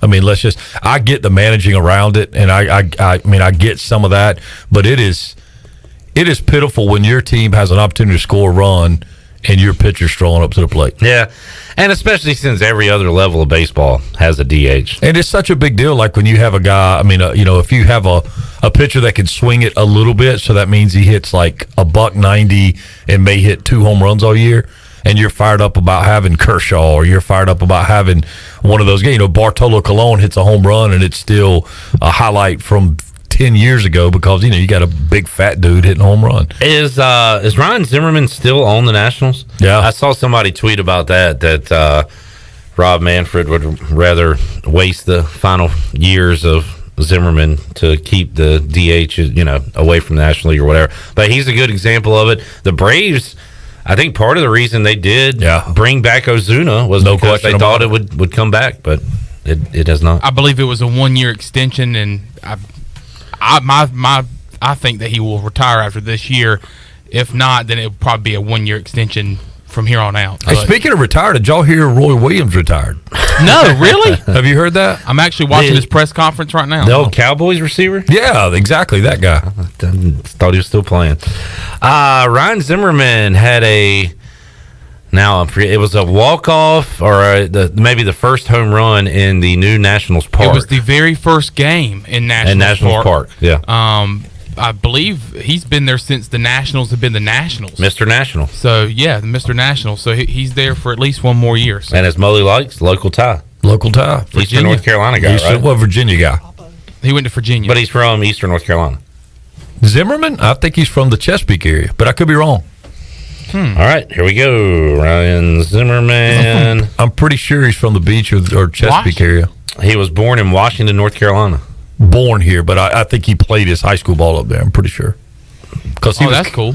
I'm pretty sure because I want to think he was coming through with the Uptons and some of those guys that at the time that was just played high school in Virginia Beach. Yeah, that was just a huge hotbed for baseball. And Norby Wilson, who is another local tie here, but Norby Wilson's done a lot of coaching up there and played on the showcase team. Were you just saying this while I was reading with David Wright, BJ Upton? That's who I was pretty sure. Justin Upton, Mark Reynolds. Yeah, I was pretty sure. I think that it was even the Tidewater Drillers, if I'm not mistaken, seeing those guys back then. But yeah.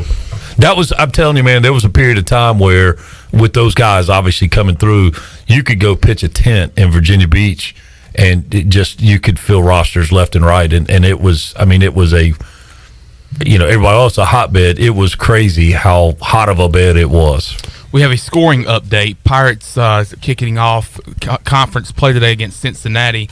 2-0 is the score there.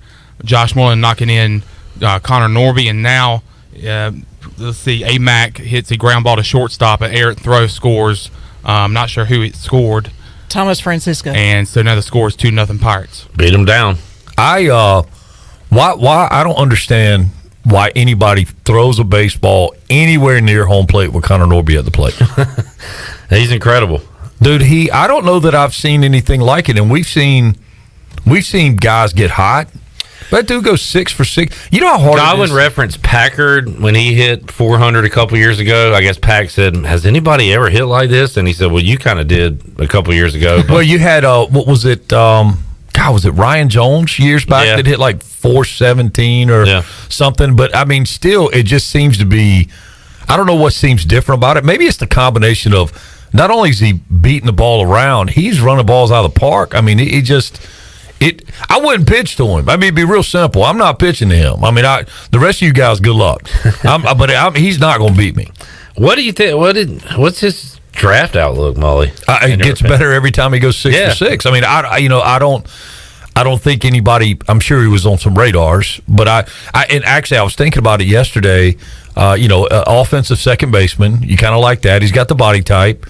To kind of fill that role. I don't know if he's a plus defender, but he's looked really good in the field as well. He's played his position well. I think he is a legitimate defender, like you said. I don't think he's but man, I tell you what he is. And as long as you can play batter's box, they'll find a place out there for you in the lineup. And batter's box. And he can freaking hit. He is on fire. Mike Mullis joining us. We'll take a timeout. We'll talk more baseball and look around. We'll get Mully's early thoughts on the Masters. We're a week away, right, Molly? Yep. It's exciting. We'll talk more with Mike Mullis when we return on Pirate Radio Live. Back with you after this.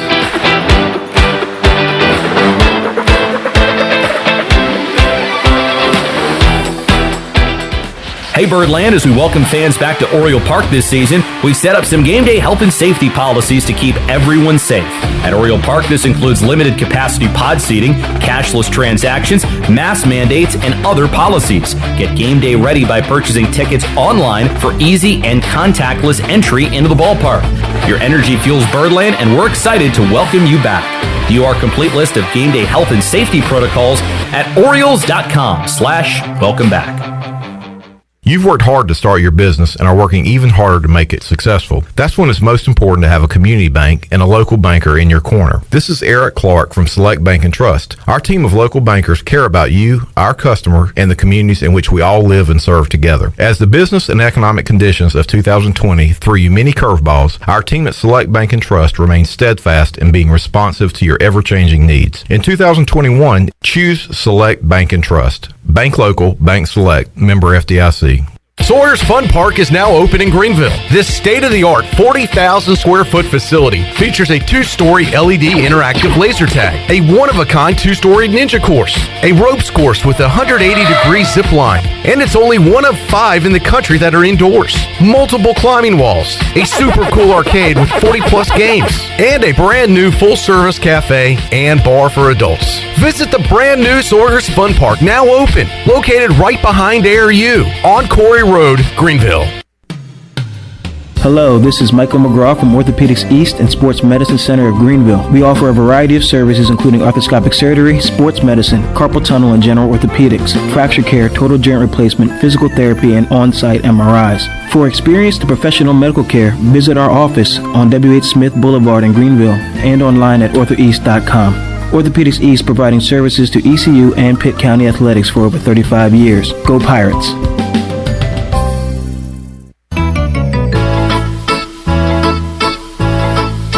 The best place for delicious food and great prices is Familia. Familia has something for everyone, like New York-style pizza, lasagna, chicken, veal, or eggplant parmesan, homemade meatballs, plus a variety of seafood selections and favorites, like the steak burger and southern pork chop. If you need food to go, Familia's drive-thru window is open and ready for all takeout orders. Familia, Fire Tower Road near Pitt Community College, and FamiliaNC.com. In studio today with Natalie Edwards from AG Home Solutions and eXp Realty. Natalie, you have a unique partnership because you work in the real estate market and also work with AG Home Solutions. How does that help your clients? So it's interesting, the trends that we're currently seeing in real estate. Inventory is so low. We're seeing a high percentage of folks who want to renovate their spaces, perhaps add a home office because now they're working from home. And so they come to us with those design ideas and we're able to help them navigate through that. What other trends are you seeing in the marketplace right now? Yeah, so we're definitely seeing increased needs for home office space, folks being able to do virtual learning from home. So how can we redesign that space so it's functional? We're also seeing folks that do want to take advantage of this being a seller's market, and so they want to freshen up that space and get it ready to put on the market. And so we can come in and provide them with some good guidance on things that they might want to consider before they list their property. For real estate or remodeling, how can folks contact you? 252-947-2526 or aghomesolutions.com. National Signing Day has come and gone, but that doesn't mean the recruiting news cycle is stopping. In fact, the Pirates still have their sights set on top targets in the transfer portal and have already turned their attention to the 2022 class. HoistTheColors.net has the latest on ECU recruiting from a football perspective, and we also cover basketball and baseball commitments like no others. Sign up now and get your first month for a single $1 to get the latest scoop on your favorite Pirate teams, along with in-depth baseball and spring football coverage in the months ahead. HoistTheColors.net. This is ECU basketball coach Joe Dooley, and you're listening to Pirate Radio, the voice of the Pirate Nation.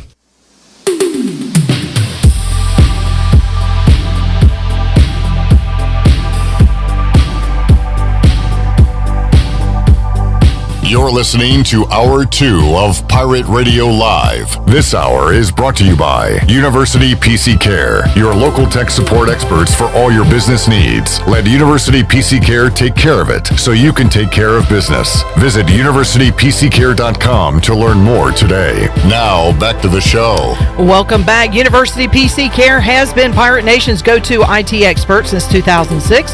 University PC Care are the local tech support experts for any of your business needs. Let University PC Care take care of it so you can take care of business. Visit universitypccare.com to learn more today. Now let's head back in to Pirate Radio Live. Here is your host, Clip Rock. All righty, thank you, Shirley Rhodes. Got Jeff Nadu joining us in a little bit. We will get you ready for the Final Four coming up on Saturday, NBA tonight, Major League Baseball, and more. We'll talk about it all at 5 o'clock. Kurt Kraft going to join us from ECU Track and Field, the Bill Carson Invitational going on this weekend, and we'll make you a winner. We'll open up the Pirate Radio booty bag coming up as well. Mully and I watching baseball, talking baseball, and right now the Dodgers had a couple of hits in the first inning, but could not score a run against the Rockies. That is scoreless, just underway. The Yankees and Blue Jays, that is. Yep. Are in the bottom of the ninth, tied at 2 apiece right now. Twins with the lead over the Brewers 3-1. Cubbies losing to the Pirates. Pirates and the O's, probably the picked to be the two worst teams in Major League Baseball this year, but the Pirates with a 3-2 lead here on opening day. And good grief, the Cardinals, Molly, we're talking about them. They put up 6 in the top of the first on the Reds. Luis Castillo starting for Cincinnati today, and he's yet to get out of the top of the first inning as the Cardinals are teeing off right now. You know, you said that like Pirates and Cubs, but what do the Cubs have? You know, they're interesting because they have a lot of what they had when they won the World Series. And they have not done anything with it. They just haven't got any better. Where's Chris Bryant? Yeah. I mean, they just, there's just nothing. I mean, it's like, yeah, they play in a vacuum. There's nothing going on there. I don't get it. That is a good point. A lot of the familiar faces, but none of the production. The Rangers, trying to top the Cardinals, they have scored 5 runs in the top of the first inning. So some offensive baseball being played by some of these teams on opening day. And we will talk more about that later on in the program as well. Mike Mullis, Pirates with an early lead today over Cincinnati. Their first 4-game series coming off a big win. How about that win on Tuesday, Mully, where they're down by 4 runs 3 different times in that game? I love the presser, the post game with Cliff. You're going to get blood. I mean, you can just hear him getting fired. UFC, the bloody reference. The winner of the game is going to be bloody. Yep. I said before that game started, and it's not like this is a just unbelievable prognostication, but I said, this game could last forever, and it could be a football score. And it wasn't quite a football score. I mean, it was, 11-10. It would be a low-scoring affair, but, man, what a long game. And it was a pretty impressive mental feat to me. And quite frankly, Carolina coming off of a tough day, a tough weekend, and then a tough day before, having to finish out part of a game at a game. So, I know those dudes are all beat up, and now they go into conference play. And look, folks, everybody, I've talked to a million people about this 4-game weekend is a grind for everybody involved, from you doing your job to everybody involved. It's going to be a grind. And, appreciate 3-win weekends and know that 4-win weekends are extremely difficult to come by. So college baseball is hard enough, especially when you have talented teams in both dugouts. 4 games in a row to play somebody is going to be it's a hell of a task. Pirates going at it right now. They'll play game 2 of the series against Cincinnati Friday at 4. 2 games coming up on Saturday, 1 o'clock, and then 45 minutes after the conclusion of game 1, they will play a doubleheader to wrap up the series. Mully Masters. Yeah. Your guy is Tony Finau. Yeah, but he doesn't win, right? No, he doesn't. And it's, that'd be a great one to see. He did finish second there a few years back. It's going to be hard. DJ just lapped the field last year. I think he won by 5 or 6. You've got Zach Johnson in the. It's. And I heard somebody say it earlier today on something I was listening to. There's really in the field. There's 25 guys that can win it, and everybody else is kind of an outsider. It would be a Flyers chance, but it's so funny to me, Billy Horschel just coming off the WGC, the match play deal, and winning, and that was great. But I don't know how that translates into the Masters, and he's a fiery dude and likes to compete, but his odds moved quite a bit, and everybody's going to be curious about DeChambeau. It's kind of the same names. And golf is such a hard sport to pick them in, but if I got to pick one, I'm going to have to continue to ride with DJ. He's just, until further notice. I've asked everybody that follows golf, hey, who should I pick in my Masters pool? And I've heard a lot of different names. Last night, a name, Jordan Spieth, came up, and I don't think he can win right now. Right now, he is. He's in the lead in the tournament, and this isn't the first time we've seen this in the last few weeks. You're right, and everybody wants Jordan Spieth to be back. That's great. Again, we've talked about it before. The PGA so direly wants to replace Tiger Woods. It's just going to take time, and I don't even know if that guy's out there right now that could be that type of personality or that type of just dominant figure. But everybody talks about Spieth. Spieth gave us that feel a few years back that he might be that guy. Mm-hmm. He's kind of, it's kind of gotten away from him. Yes, he's played better, but he's done a lot of fluky stuff on route to having the success he's had. He's chipped in. He's hole in one. He's had these things. and it's all great, and he puts the ball around the hole, and I know that's the object of the game, but he, until you see it consistently, day in, day out, with a little more routine nature, it's hard for me to feel like he's that guy. I'm looking at an article right now, Mully. What are they going to do about fans at the Masters? Limited attendance? Limited patrons. Which it's already a tough ticket, right? So who gets in? Oh, yeah, it's a lottery. And the biggest of the big wigs? Yeah, no, they keep it very very friendly. It's a lottery. You enter the lottery, you get it. Now, I'm sure, if you're in the right sponsorship level, you don't have to necessarily worry about the lottery. But, the Masters are still a place where, the concession stand prices are controlled. It's not, a beer and a sandwich is $7-8. It's not like going to one of these games we're watching on TV where a beer and a sandwich is $22. So it's, they do try to keep it, for the people, but they've got, you're not wearing your hat backwards, you're not having a phone, you're not running. There are things that make Augusta and the Masters. Can I wear cargo shorts and a Ronald Acuna jersey? I would be surprised. No, I don't know about the cargo shorts. I really don't know, but interesting. Yeah, I don't. I know if you were playing, they wouldn't let you wear that. How about that? Okay, all right, fair enough. And yeah. Is it the Masters where the caddies wear the white? The white, yeah. But it's not like that everywhere else? No, that's their deal. Okay. And so this weekend, there's the Women's Am tournament is going on at Augusta, which a couple years ago, a young lady from Wake Forest won it. And it's incredible to watch these amateur golfers play this golf course.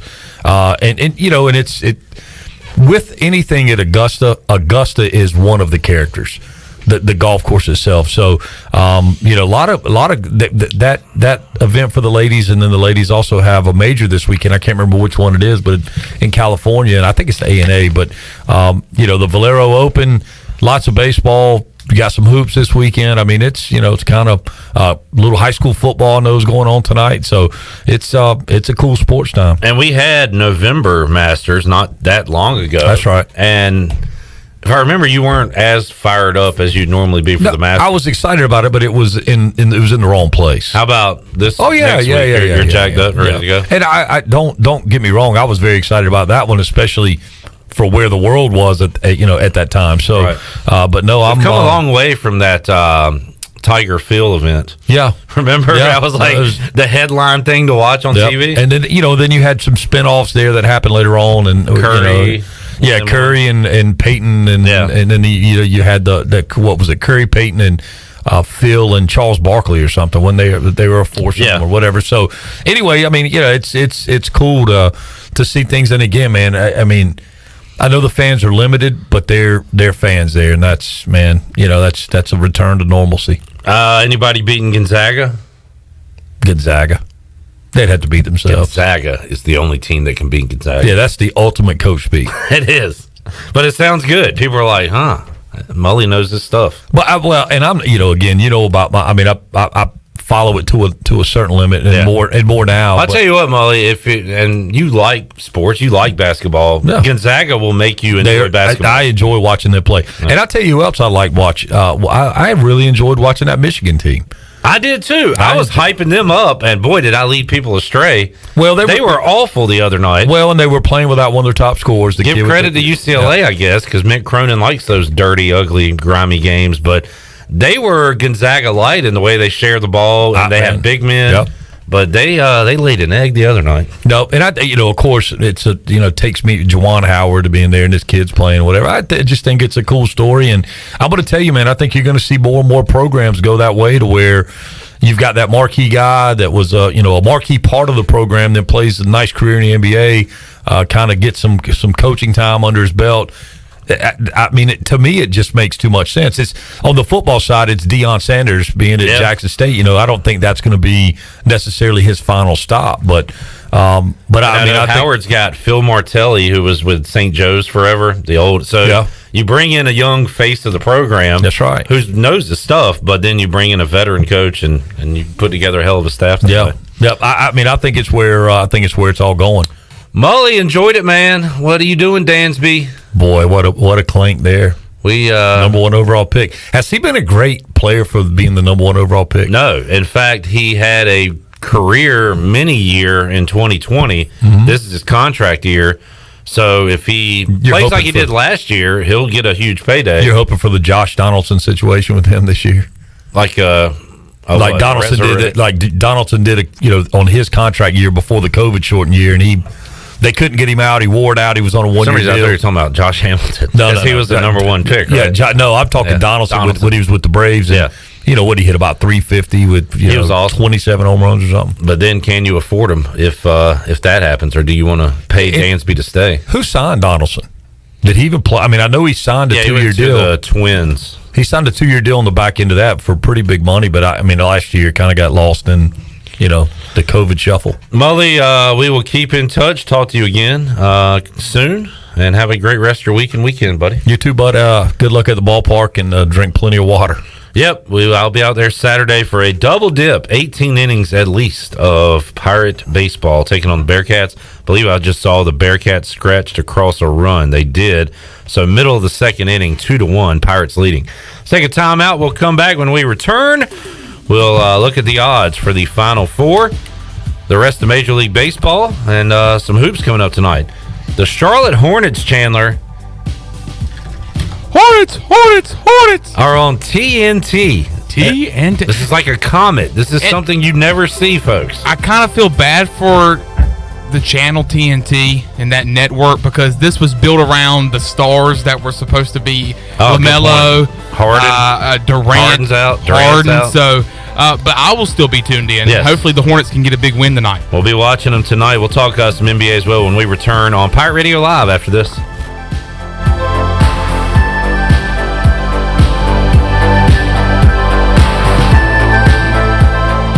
Over 32 years ago, the Ronald McDonald House of Eastern North Carolina opened its doors as a place to help families stay together and close to the care they need when they have a sick child. With the addition of a second Ronald McDonald House inside the Maynard Children's Hospital, our need to serve is greater than ever as the medical community flourishes. Help us expand our mission of keeping families close as we grow to meet that need. You can show your support by making a donation to the Ronald McDonald House. Visit our website today at rmhenc.org for more information. Thank you for your support. Here with Mike Mullis from Fixed NC. And Mike, you were telling me the other day, people ask you all the time, I didn't know you did that. What does that mean? Anything that involves property damage repair, call us first. If it's your crawl space, you've got interior humidity issues, a water loss, your ice maker line breaks, obviously fire and smoke, everybody knows we do those. But anything that involves interior or exterior property damage, we're your repair experts. Mike, how can everybody get in touch with you? 252-999-0001 or fixednc.com. Your future is yours to create, and with the leadership development of Army ROTC, you're capable of taking command of it. Even in the midst of a pandemic, enrolling in Army ROTC prepares you to thrive as a full-time college student. Our specialized elective courses will equip you with the skills necessary to succeed in life, all while earning money for education. A strong future takes a strong force. Find out how to lead at goarmy.com/ECU. To learn more, contact Dale Anderson at 252-622-5346 or Anderson DAL at ECU.edu. Wait up. Papa John's has a new stuffed crust. Oh, we did it. All our tweets, DMs, and carrier pigeons worked. This ain't just stuffed crust. This is Papa John's crust. Stuffed. Hey, Pirate fans, order the new Epic Stuffed Crust One-Topping Pizza for only $12. The new Epic Stuffed Crust Pizza is an MVP move for game day or any day. Place your order online at papajohns.com and sign up for Papa Rewards. Papa John's, the official pizza of the ECU Pirates. Your power's out. There's a water leak. What do? For these and other utility-related emergencies, you need service, and you want it fast. There are two things you can do to get the quickest response if you're a GUC customer. First, you can call the hotline at 1-855-767-2482 and report any utility-related emergency. That number is also on GUC.com. Or second, you can give GUC your phone number. The hotline process is quickest when their account records have your current phone number. Service you can count on. Greenville Utilities. Been pulled over for speeding and written a ticket? Then you need to call O'Neill's Speedometer Service in Greenville. O'Neill's can calibrate all vehicles for speeding tickets. All-wheel drives, no problem. 18-wheelers, no problem. Motorcycles, no problem. O'Neill's can also repair instrument gauges that have stopped working. Whether you drive a Ford or GMC, Greenville's trusted speedometer shop for over 30 years is O'Neill's. Call today for repairs or calibration work at 756-5050. O'Neill's Speedometer Service. Go Pirates! In studio today with Aquaman, also known as Alan Nielsen to his friends and family, YF3. It's the glue that brings me together in the morning. I see a lot of friendships developing. I got a lot of great buddies that I work out with in the morning. We also can have a positive influence on the community, and I just think it's a great thing to do. One letter, one number, F3. Learn more today at f3enc.com. E&S Hemp Company in Winterville is your premier CBD store. At E&S Hemp Company, they have helped hundreds of people just like you get relief from joint pain, anxiety, insomnia, and more by providing you the highest quality of CBD products available. E&S Hemp Company has a great selection of only the safest, purest, and most beneficial hemp-infused products available from honey, tea, coffee, candles, and more. E&S Hemp Company, Fire Tower Road in Winterville, and online at eshempcompany.com. This is ECU Assistant Football Coach Roy Tesh, and you're listening to Pirate Radio, the voice of the Pirate Nation.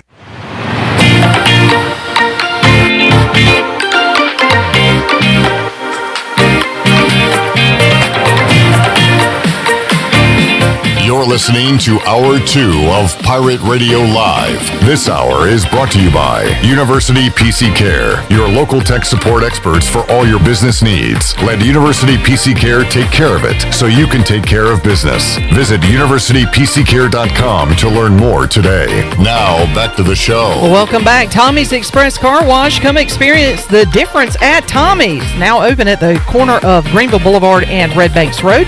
Doesn't your car deserve it? Visit Tommy's Express Car Wash today. Now let's head back in to Pirate Radio Live as we get a little scoring update. And Cincinnati has, I'm not sure what in the world just happened, but apparently there's a infield error. Thomas Francisco has reached. Connor Norby's on second. 2 outs here as East Carolina is still leading 2-1. Alrighty, thank you, Shirley Rhodes. We will talk more ECU athletics of the track and field variety coming up in the third hour of today's show.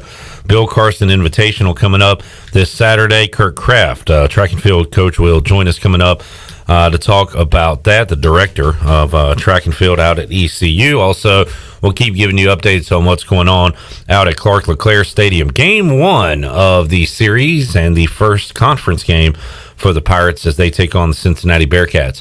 Right now, we will head out to the Fixed NC Live line and talk to the big man on campus, Jeff Nadu. We've got hoops going on Saturday, Final Four. We've got some baseball going on with the opening day today, so a lot to talk about with the big man. Jeff, how you doing today? Pretty good. How are you, Clip? Hey, doing great, and a big news day as well, Jeff, as Roy Williams stepped down as head coach of the North Carolina Tar Heels. You've got the Roy Williams legacy you can talk about, but moving forward, what about the legacy of the North Carolina basketball program, Jeff? It's very early on in the process, but what names do you think will come up in the coaching search? What names would you like to see involved in this coaching search, and who would you like to see as the next coach of the Tar Heels? Yeah, I mean, I have to figure, they'll take some time to kind of figure this out. Look, a lot of people are going to bring up Brad Stevens. I don't think Brad Stevens is going to leave the NBA. If I were, North Carolina brass, I would try to get Porter Moser to leave Loyola. I think that would be something he would be interested in. You could make the case that's the best job in college basketball. For me, though, I would look towards like a Wes Miller from Greensboro. He's a guy that has really done some great things at GB, and when you look at him, he's kind of from that area, grew up, went to UNC, played there for 3 seasons. I just feel like bringing him home might be the best option. He did a great job at Greensboro. You look at him, 9 or 10 years he was there and went to the NCAA tournament a couple of times. And a team out of the SoCo, that's pretty impressive. So I would look towards someone like him. He's probably one of the top 5 major coaches in all of basketball. Jeff, what do you think of the move Chris Beard is making from Texas Tech to Texas? Yeah, I mean, it's definitely cold-blooded, man.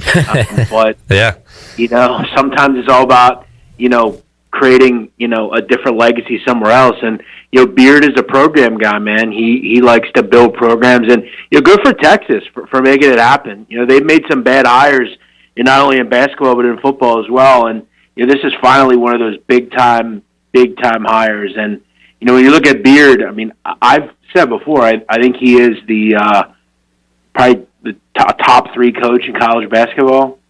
He played at Texas. He's a guy that, or didn't play, but he went to Texas. He coached there as a GA. So, I think for me, I think that's as good a hire as you're going to make. It's all about culture, and Texas needs a culture change, and he's going to do really well. I'm sure. If you're in Texas Tech and Lubbock, you can't be too mad at Beard. I mean, he did all he could there. He became, got them to be a prominent team again, and he'll do the same thing at Tech.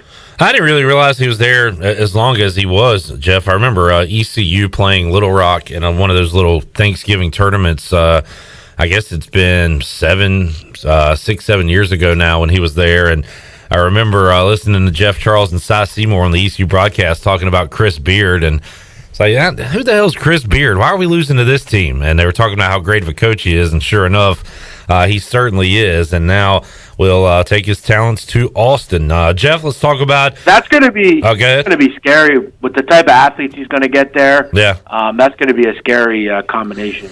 Well, the Battle of Texas will go on this Saturday, 5:19 tip-off between Houston and Baylor. And, every college basketball fan wants to see Gonzaga and Baylor. They've been 1-2 the entire year.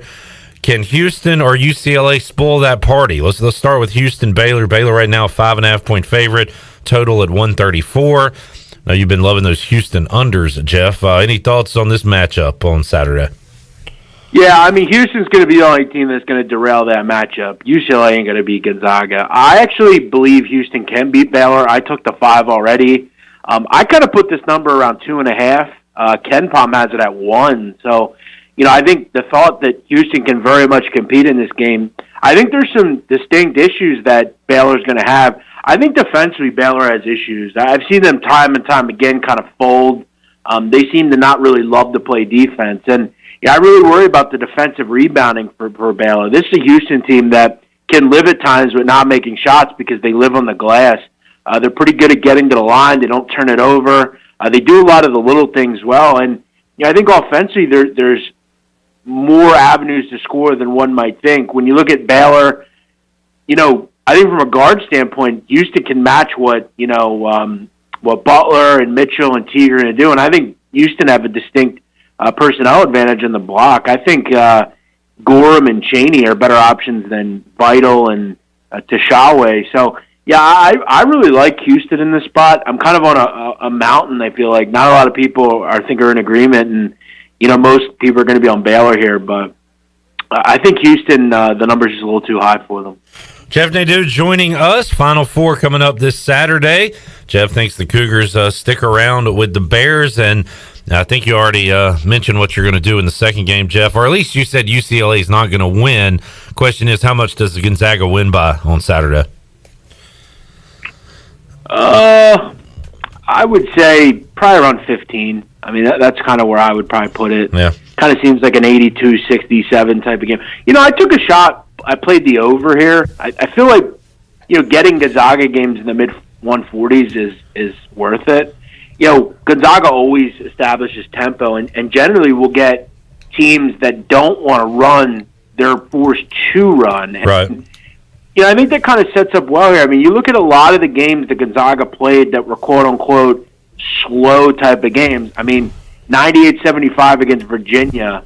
You look at some of the St. Mary's games, BYU, even in this tournament. I mean, every game has been high-scoring. Baylor or Gonzaga is going to get into the 80s here. It's really a question of, can UCLA get to mid-60s? And I think that's something they can do here. This kind of screams like the game we saw against USC where, the last 5 minutes or so, UCLA has plenty of options to get 15 to 20 points. And I think that's where this over probably comes in. I think Gonzaga dictates tempo. I look towards an over here. Jeff Nadu joining us on the Fixed NC Live line. Make sure you're following him on Twitter at Jeff Nadu. He'll throw out, I'm sure, more thoughts on these matchups as we get closer to Final Four Saturday. Before we get to opening day, Major League Baseball, Jeff, let's look at the NBA slate tonight. Your Sixers are double-digit favorites on the road at Cleveland. Folks, a rare sighting. It's almost like a comet. The Charlotte Hornets are on TNT tonight.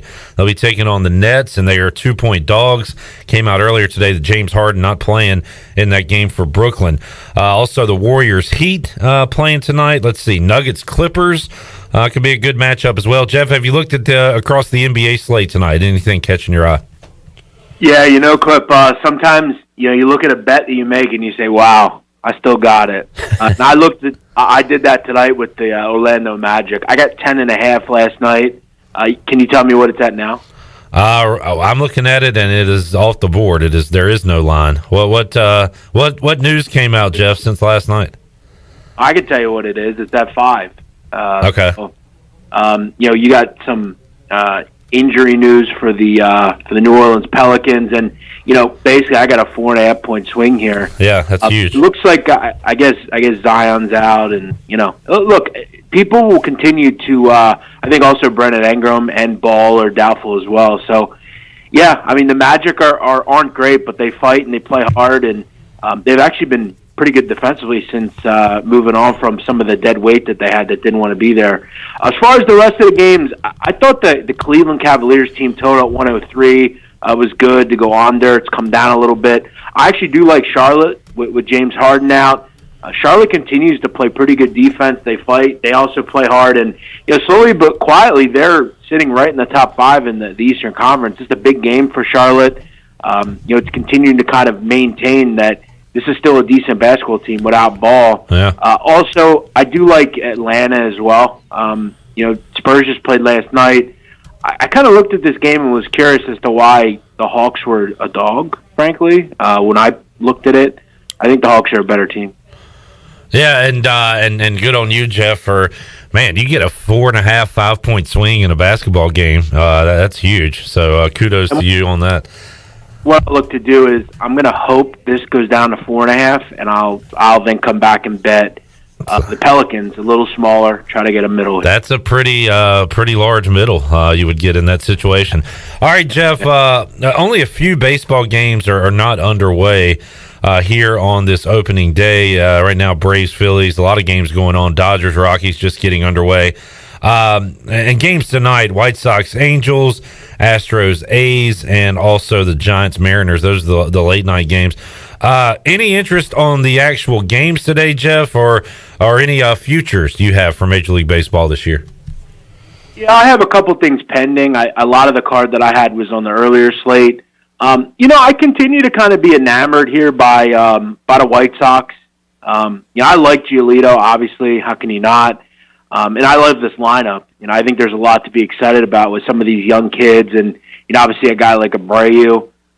They were kind of interesting. I feel like anytime we get the White Sox at this price against anyone, I'm kind of interested. But the rest of the card, I mean, obviously, Houston and Oakland, and then Giants Mariners is just a battle of bad teams.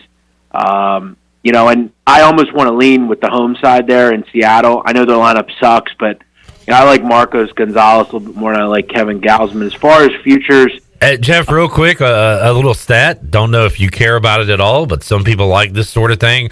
The Mariners have the best winning percentage out of any American League team all time on opening day.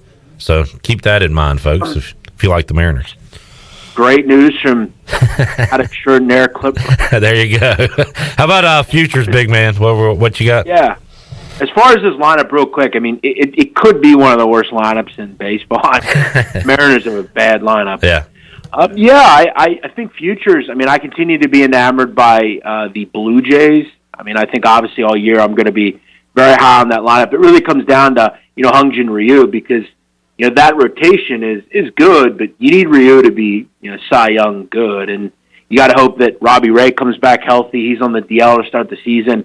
I kind of like Steven Matz and Roark, solid third and fourth starters. So, I also like that bullpen. I like Chatwood a lot. Some of the back end guys, Baruki and Thornton. So yeah, I like what they have. I'm kind of looking towards them. That's a tough division, but I think it's a division that maybe they could find their way into the playoffs through the wild card, and from there we kind of go from there. But the rest of the league, the Phillies continue to be interesting. I think the lineup is really good. It's just about, can the starting pitching be good enough? And as a Philly guy, I kind of follow this team more than a lot of other teams.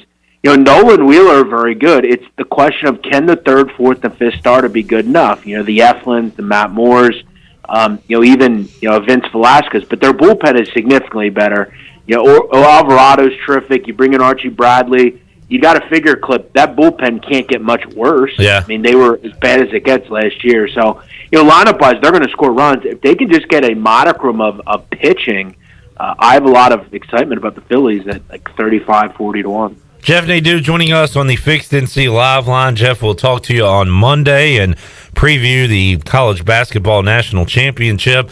That'll be our last college basketball chat as far as games go. We'll still have NBA, MLB to discuss. And also I saw you kind of hinted towards it, Jeff, and since we last talked on Monday, you put out a tweet about an upcoming mob-related podcast that you're going to be involved in. When does that get going? Yeah, it's something I've been wanting to do for a while. I figured summer was the right time to do it. I'm kind of putting some time into it. I'm going to start it next week, April 7th. I'm going to release the first episode. It's just going to be a weekly thing. I'm going to really delve into, it's kind of a passion for me, the mob and organized crime, and I know a ton about it, so I felt like, kind of getting something together where we kind of profile, have some fun, and talk about the history of something that I think a lot of people are fascinated by. And I'm going to get into a lot of people and info that maybe you don't know. Anyone could talk about Al Capone or John Gotti, but for me, it's about finding those really eccentric, interesting characters. And, I have kind of a distinct way of putting all that stuff out. So, yeah, I'm going to get some cool guests. I got some writers that I really respect. I got an FBI agent that was an undercover, retired now, and he's got some cool stories. So, yeah, I'm pretty excited about it. One thing I also wanted to point out before we go, Clip, I was sad to see ECU lost Jaden Gardner. Obviously, I'm sure you guys aren't particularly happy about that, but that's sadly the problem I think in college basketball with like middle tier programs. You get kids like a Gardner who are terrific, but they want to go to these big programs and do well. But you just gotta keep your head up, Pirate fans. Yeah, and 6 players now, Jeff, from last year's roster in the transfer portal. Gardner trying to level up. I would say the Noah Farrakhan is kind of a different story, but I think the remainder of the guys are being basically over-recruited, where we already have 7 commits coming in for next year. So there's different reasons why guys transfer. In Gardner's case, he's looking to get a higher profile and, quite frankly, win games and go to a tournament before he leaves college. For other guys, the coach is kind of assisting them out the door, so to speak, Jeff. As you know, that happens in programs as well. So ECU's in a tough spot heading into next season.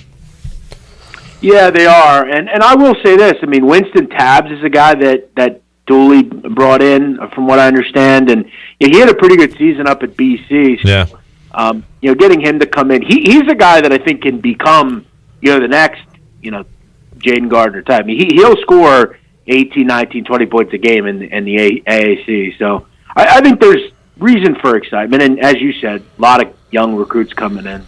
Big man, enjoyed the chat as always. Enjoyed the Final Four this Saturday. We'll talk to you on Monday and preview the national championship. Looking forward to it, man. Look forward to it. Thanks, Clip. Appreciate it. There he is, Jeff Nadu, joining us on the Fixed NC Live line. Next time we talk to him, the national championship game will be determined, and we'll be previewing that one Monday right here on Pirate Radio Live. And we return Hour 3 of PRL. Kirk Kraft going to join us. Bill Carson Invitational going on this Saturday. We'll tell you all about it, give you the details. Troy D here as well in Hour 3, and we'll make you a winner. We'll open up the Pirate Radio booty bag. It is a brand new month, so everyone eligible to win today's prize. We will tell you what that prize is and how you can win when we return on Pirate Radio Live. We're back with you after this.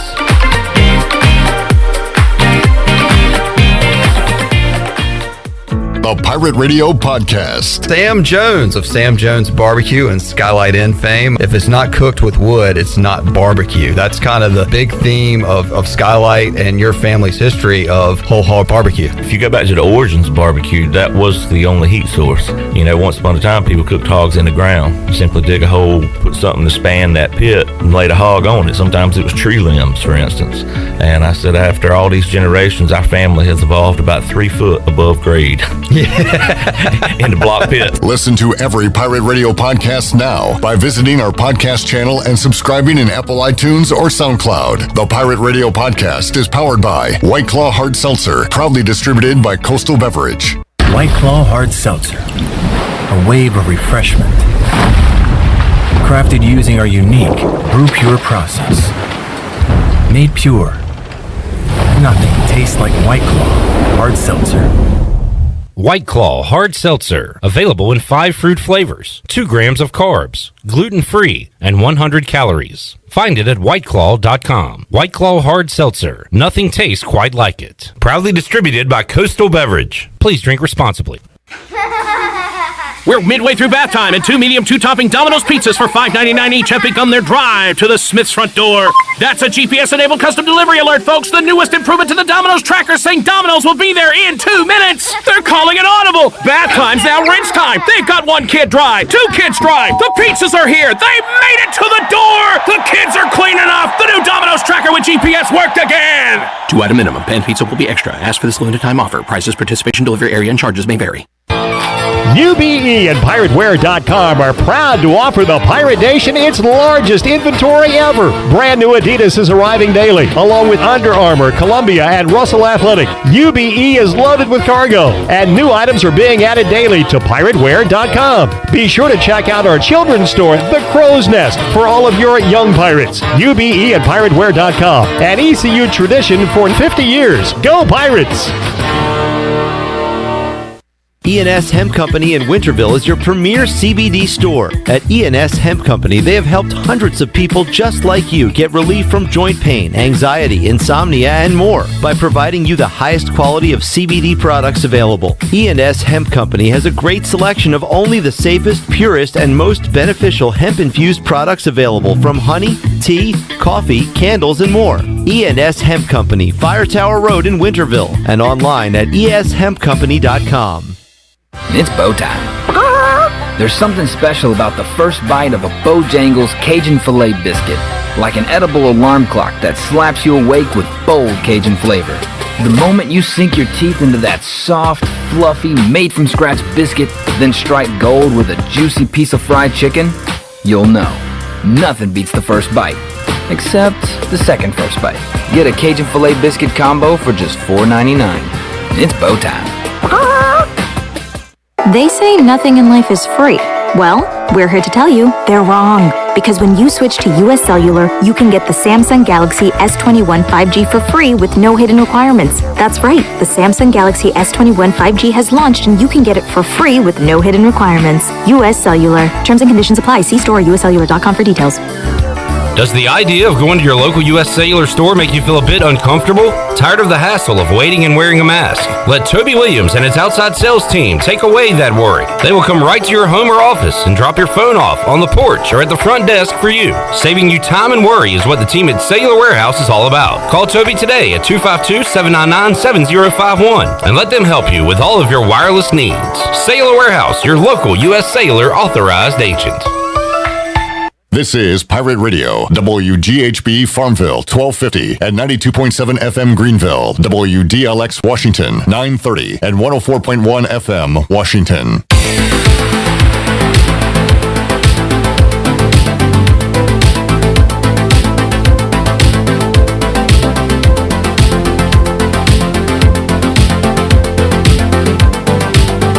You're listening to Hour 3 of Pirate Radio Live. Now, back to the show.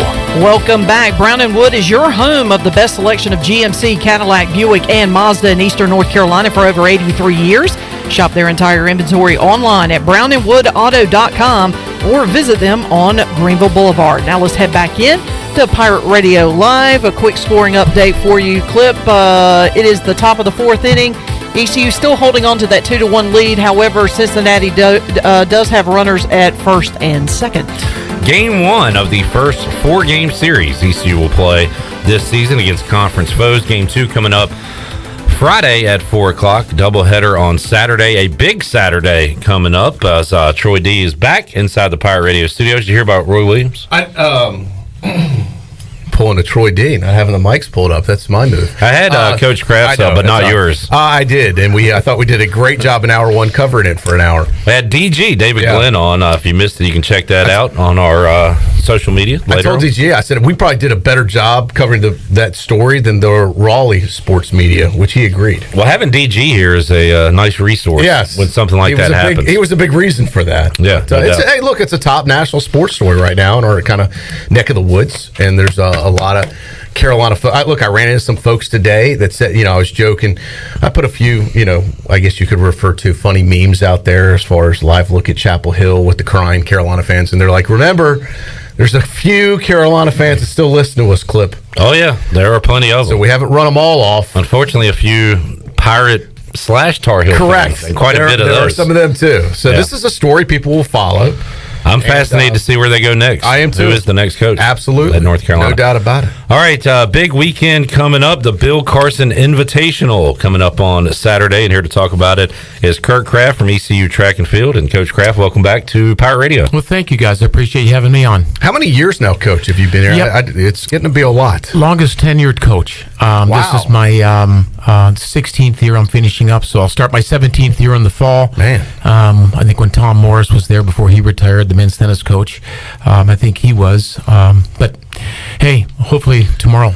Coach has been here so long that we didn't even have a place to practice or play back in those days. There was no, all we had was like the old beat up track. Well, they had that bunting field where soccer used to play on the inside. It's come a long way for you guys, though. Absolutely. When I first got here, bunting field was still there, but then this new facility came in 2011. Yeah, so this is the annual home meet. This is a big deal because you'll get to have many of these, I think, one a year, right? That is correct. Last year at this point, if everybody remembers correctly, this was they shut everything down, and we didn't have the meet along with lacrosse and soccer and softball and everything else. So it was a year ago that we didn't have this meet. So this is the 6th annual. So it's all day, basically Saturday. Yep. It's free. Can people come out to this? Okay. Or can they? It's going to be limited spectators, Troy, and we're like everybody else. They've limited us to 300, and of those 300, we had to give UNCW 30 of them, and then we've got the other 270. But it's senior day, so of that, there's going to be about 60 or 70 of those that are going to be given to the seniors, athletes, families, and we've got 13 seniors, 1 male and 12 female. So to answer your question, limited fans, like everything else, the social distance thing is in place, but we're just fortunate that we can compete. And one of our rules over there with our administration was there was no multi-team competition. So that's why you saw in baseball this spring when we had the Clark Classic, there was one team, no softball invitationals with multiple teams. So all we could do is have one team, and I thought we would be neighborly and invite UNCW up. Okay, so that's a little bit different because I went a couple years ago. It's a lot of fun to watch. You had I want to say 6 teams there. Correct. Correct. So this year it'll just be ECU versus UNCW. That's Starts 7:30 in the morning Saturday. Yep, the 10Ks, we're going to have a 10K and 5K, 7:30 in the morning, and then the field events get off at 10 o'clock, and then we're going to have senior day at 1 o'clock, and then pick up with the running events at 1:30 along with the other field events. All right, the field events I'm starting to like. You got at 10 a.m., you got the hammer. Yep. You got the discus. Yep. And the javelin and the shot put. Yep. All right, so all out of these 4. Shirley's going to do the hammer this year. Hammer time. Now, hammer, it's interesting. The hammer is, it looks like to me, it's on this piece of wire. Yeah, that you swing around, and then how does it get released from that? Yep. Well, you got to be really careful. You wear gloves. Or does the wire go with it? The wire goes with it. Okay, so the wire's attached to that. Yep. Okay. Yep. It's basically the best way to a shot put. It's a shot put that's hooked to a piece of wire. Yeah. How many times can you spin around before you release it? Our guy, our good one, Ryan Davis, which we'll talk about in a second here, but 4 turns. All right, so and as fast and as hard as you can. Some do 3 turns. Okay. The better you're at it, and the better you're skilled at it, but 4 turns. Would we get dizzy doing that? Yes. 4 times, and then Troy, you wouldn't make it halfway around. Really? No, So you don't even I think mean, for you to do a How whole heavy is that? Is the hammer? 16 pounds. All right, that on is a pretty piece good of wire. size, I will say. Yep. So I was doing. I know you've always liked the javelin too. The javelin, I would like to try. I've never done it. We were talking about this earlier, Clip. I would like to do an exhibition with you, Coach, one day, and maybe we don't do it during the meet or before the meet. Maybe we let the the athletes get out of the way, and then I'd love to get some of our people. Get everybody out of the way. Yeah, no kidding. So I'd love to. Is there a time I can meet you there to like actually try and say, look, one time in my life I got to throw a javelin. Troy, what we need to do is bring you over there way before we have a meet, and you do some practice runs, and just kind of get a feel for it. What is the length and the weight of the javelin? Well, the women's javelin and the men's javelin are both different. One's lighter, the other one's heavier. The men's javelin is a little bit longer, the women's javelin is a little bit shorter, and that pretty much goes for all of our events in the women's side. The women's hammer is not as heavy as the men's hammer. The women's hurdles are lower than the men's hurdles. So the discus a little bit lighter. So maybe we should start with the women. I would definitely compete in those events. Yeah, Troy, we would get you in a women's uniform and then let you throw the women's discus. All right, now that's what we could do. And I like the javelin, and that'll really limit our fans. They do they do the hop, the javelin deal. Why can't you just run and toss it? Yeah, well, it's a skilled approach, is what it is. Yep, it's a very skilled technique. Technique. Is the technique a little overblown? Is it just because some guy started that? No. The technique is very, very. That's one of the most important things about that thing, because you have to plant. You have to plant with that foot and then release it. But it's all about hip rotation. Seems like a lot of these are similar. So the hammer, is like the shot put with the string, but the shot put's just the ball in your hand. That's correct. And the you're javelin's the spear that you're tossing. The discus is just a disc. They're all kind of similar. Aren't you they? got it. And then in the field, like the long jump, triple jump, the pole vault, they take off. You plant. You plant with either your right or left foot, but you're planting with. So I gotta be honest. Right. I think the hammer, discus, and javelin shot put are kind of easy. The pole vault, I think, is extreme. Like the people that I've seen this up close. First of all, you got to have guts to do it, because they're going up 20 feet. Absolutely. And you've got to be skilled just to nail the thing, to be able to get it to the point where you could then go up. When you're carrying a 14-foot pole, you're putting it in a box, you're getting in a position that's not normal. Nothing is normal about that event. They are incredible athletes that do that. Yeah. Who in the world came up with that? How would you even think of doing that? Think about it.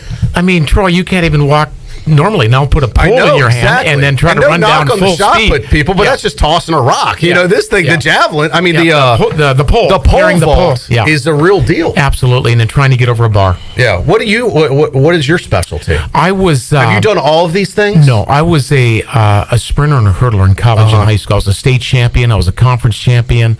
I'm in the Hall of Fame at the college I went to, Minot State University in Minot, North Dakota. So I was a hurdler and a sprinter. We did the Pirate Radio Combine many years ago, Clip. Yes. I think what would be neat is to do the Pirate Radio track and field qualifiers. And we could do not only all these things, you got the steeplechase. You got it. We got, now for folks that don't know what the steeplechase is, they might be thinking of horses. Coach, tell us about that. Well, it's a big tub of water, and there's a steeple in front of it, and you have to be able to stay as far away from that water as you possibly can. You don't want to land in it, because that would be very. So you got to jump over it, right? Yeah, absolutely. You jump over the barrier. Yeah, I see a lot of step on the steeplechase barrier, get away from the water, and then there's barriers on the track. I see how many ACLs with our group. And those things are very hard. Yeah. It's not I've like hitting pictures of that. It's not like hitting a hurdle and the hurdle falls. This is a 4x4 piece of beam. Yeah. If you hit it with your shin, you're done. We could do the 4x100 relay. We could have Shirley pop it off and you anchor it. Yeah, we may not have a record time, but we could easily hand the baton off. Do the Pirate Radio 4x1. I'll run with Chris Johnson. I'll pick my teammates on that. The hurdles could be quite entertaining. How low would the hurdle have to be for Wes Hines to be able to clear one? The men's hurdles are 42 inches high. Oh. Can we lower it to 12? How high are the women's hurdles? 33 inches. 33 inches. Still, I don't know. Can you make it like maybe 10? Because otherwise, I don't think I'm going. I can hurdle, but it's basically me kind of running up to it, kind of side saddling it, and then going across. Like Shirley, I I've got could the not answer to that. hurdle. We can get these little training hurdles. They're like I've seen those. Yes. They're called Yeah, let's do wickets. those. They're called Yeah. That's wickets. actually what we would need. You've seen them Yes. like out on the football practice Yes. field. And you see them, Yeah. and you've seen them on pro day maybe when That's what we would So need. they're wickets. Okay, so either that or like maybe a small trampoline in front of it. That would Yeah. be nice. What about the long jump, Coach? How far when you hit the? Yep. How Hit the far board. is it where you hit the line where To you the jump sand. to the sand? Yep, Because I'm 8 concerned that some of our athletes here at Pirate Radio may not make it to the sand. 8 foot board. So you got to go 8 feet just before to you- make to it to the the edge. sand. Correct. Holy What? smokes! Correct. Yeah. So that would be an incredible challenge just for us. Could we make it to the sand? Okay, hold on, by hold jumping on. off that And board. if you don't, Clip, what happens? Can you bring up the combine numbers again?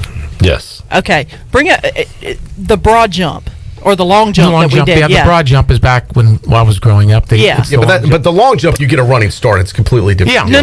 No. I'm talking about Yeah, well, that one. No, the one you're talking about, that's you have a running start. Yes. Okay, correct. but the one that we did was we were standing The still. and standing, jump. that's called the standing long jump. Okay, Yeah. all right. But So that's what not was part of track and field. No. Yeah, you're thinking something. That's, Yeah. Yeah, that's- but I want to see who was the one that went the longest, the furthest. Chris Stansberry, 7 foot 9 almost inches. went, just without So, running. He's without a beast. running. Yeah, that's pretty good. That's standing planted with both feet. Right. Yeah. So Yes. I went 7.2 without running. So I might You might could catch some sand. And if I continue to work out hard, perhaps by the summer I could easily do the long jump, Coach. But you'd have to start real soon. I mean, What do you mean start real soon? well, just to get in shape. I and to am make sure- starting, Coach. Been doing a day. You want to go? I think Coach Kraft is around better athletes every day. No, than- I know. I'm than just this saying. ring. I've just got to You get feel to like 8 you could feet. do that? Yes. If I did 7.2 standing. Coach, he feels like he can do everything. There's nothing Troy, the man definitely. can't do. You could do that running. You would Yes, do that. correct. That's what I Yeah. mean. I may not get far, but I can make it to the sand. I want to say you could probably double that, 14 feet. All right, awesome. Wow, that'd be I awesome. would need a couple of sessions with you and Coach Bree Yes. before I could attempt a track event other Coach than Bree running. surely would get you straight. Yeah. Yes. This yes. would be I fun would- to I would do, definitely need I to- think. Clip, what you We get would the- need some time though. What do you think? Would you do it? Oh, there's risk involved, guys. Yeah, it's just not my thing. There's risk involved. I'm not an athlete. I just think it would be cool. I've never done the discus. Troy, or what you need to javelin. do I to think start that'd out be a lot with of fun. is probably just run a 400-meter dash. Yeah. One lap around the track Yeah. and take Oh my out all the goodness. obstacles. And Right. You see how that goes? Right. Yeah. What do you call that? The 400-meter dash? Just run one lap. That's called running.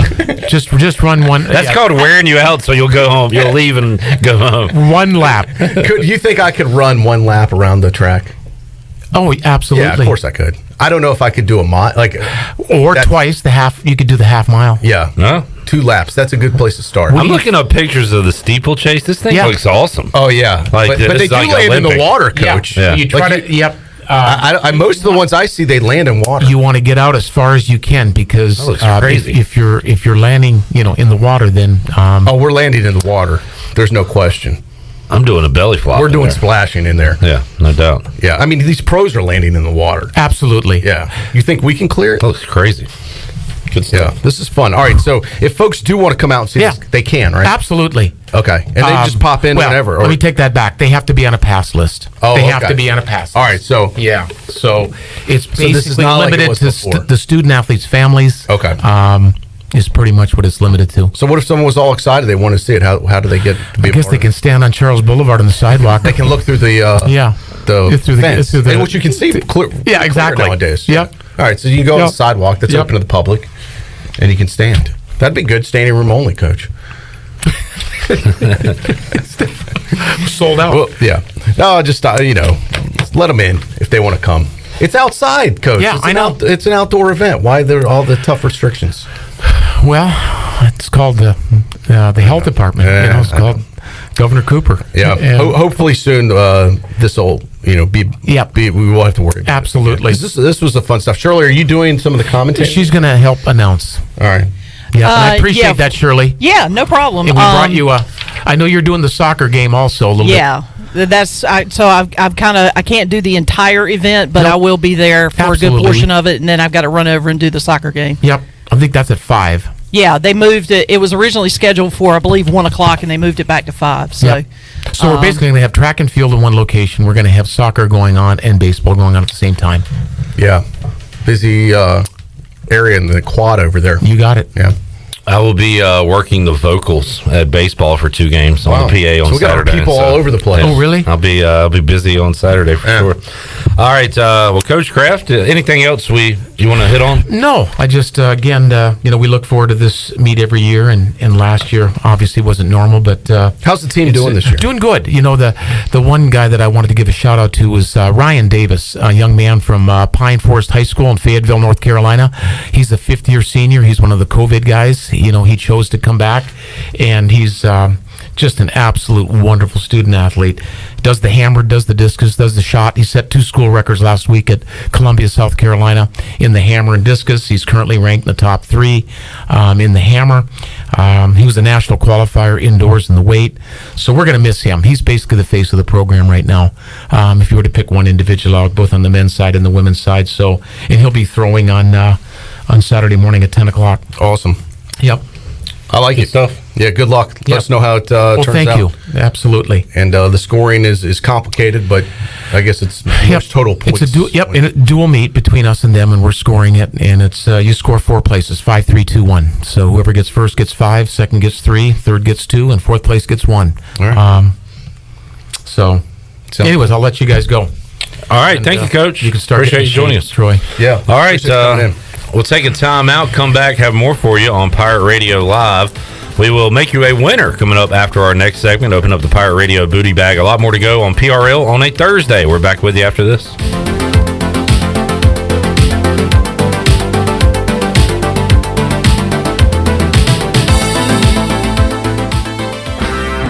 Hey Pirate Nation, this is Tom Brown from Brown & Wood Buick GMC Truck. We've been serving the Pirate Nation in Eastern North Carolina for 83 years. We have 4 brands, 3 generations, 2 showrooms, and 1 goal to make sure you leave a happy customer. This month at Brown & Wood, get a GMC Terrain and save up to $7,000 off. And as always, Brown & Wood is the home of the lifetime powertrain warranty. We're located on Greenville Boulevard next to the Convention Center, or shop us online at brownandwoodauto.com. Hey Pirate fans, it's time to get that yard done right with the new John Deere mower from Quality Equipment. Our premium lawn care lineup is what every homeowner needs this spring. A John Deere will change the way you mow with easy-to-use attachments, effortless steering, and intuitive controls. Right now, save up to $700 on X300, X500, and X700 series mowers. Learn more at QualityEquip.com and get quality done right. Offer ends 10/29/21. Some restrictions apply. See dealer for details. Hey, Eastern North Carolina, this is Miles Minges. And this is Landon Minges with Minges Bottling Group. We are proud to announce that Pepsi is once again the official soft drink of the ECU Pirates. That's right, Miles. Our family's purple and gold roots run deep. From founding members of the Pirate Club, alumni, and even a team physician, our support over the last 60 years has never wavered. We are Pirates. We're excited to be back at ECU and are honored to serve our great customers throughout Eastern North Carolina. Not only is this the birthplace of Pepsi Cola, this is our home. Cheers, Pirate Nation. I like the sound of that. Support local, drink local, stay safe, and drink Pepsi.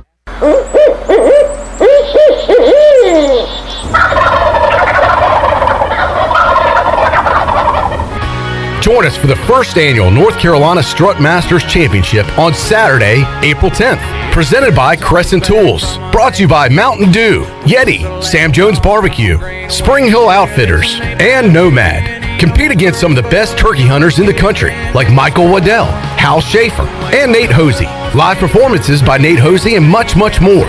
Registration now open for 2-man teams at ncstrutmasters.com. Teams with the top scoring birds will win big cash prizes, up to $15,000. The tournament is open to residents and non-residents that have access to hunt properties in North Carolina. Deadline to register is March 31st. Weigh-in is at R.A. Woods Farms, 39 Vanderford Thomas Road in Farmville, North Carolina. We'll see you there. Join the staff at CPW's in Greenville for a classic road trip down Highway 61 as they feature excerpts from their classic Blues Highway food and drink menu. Come celebrate Blues Brothers Night every Thursday with bar specials. Open for lunch with new lunch specials and everyday features, including pizza, salad, and quesadillas. Also offering drop-off catering for work and school events. CPW's, Stanton Square, across from the hospital in Greenville. Have you ever seen those exotic aquariums like the guys do in Las Vegas on television? You ever thought about having one of these aquariums in your business? It's more affordable than you think. This is Hal Pruitt with rentafishtank.com. We can make having an aquarium in your business turnkey with no work, cleaning, or hassles for you. Rentafishtank.com creates a relaxing atmosphere and keeps children occupied. Rentafishtank.com already services many dental, pediatric, and doctor offices, plus hospitals and senior living centers. Check us out at rentafishtank.com. Farmville Flower Basket and Gifts is your hometown shop for gifts and fresh flowers. You can find unique items like Brewmate and apparel by Southern Couture, Simply Southern, and Bella Cotton. The Farmville Flower Basket also has items coming in daily for the spring and summer. Whether it's a gift or a flower arrangement for that special someone, you can find it at Farmville Flower Basket and Gifts. Give them a call today at 753-4217 or stop by their shop on Main Street in Farmville. Pirate Radio. Blah, blah, blah. This. Blah, blah, blah, blah. Is. Blah. Pirate. Blah, blah. Radio.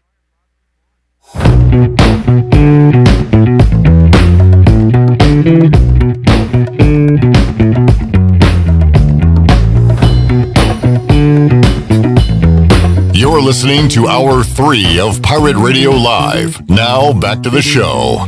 Welcome back. E&S Hemp Company is the premier CBD store in the area. E&S Hemp has helped hundreds of people with joint pain, anxiety, insomnia, and more. E&S only sells the safest, purest, and most beneficial hemp products on the market. Visit them today on Fire Tower Road near Sam Jones Barbecue or online at eshempcompany.com. Now let's head back in to Pirate Radio Live. Here's your host, Clint Barak.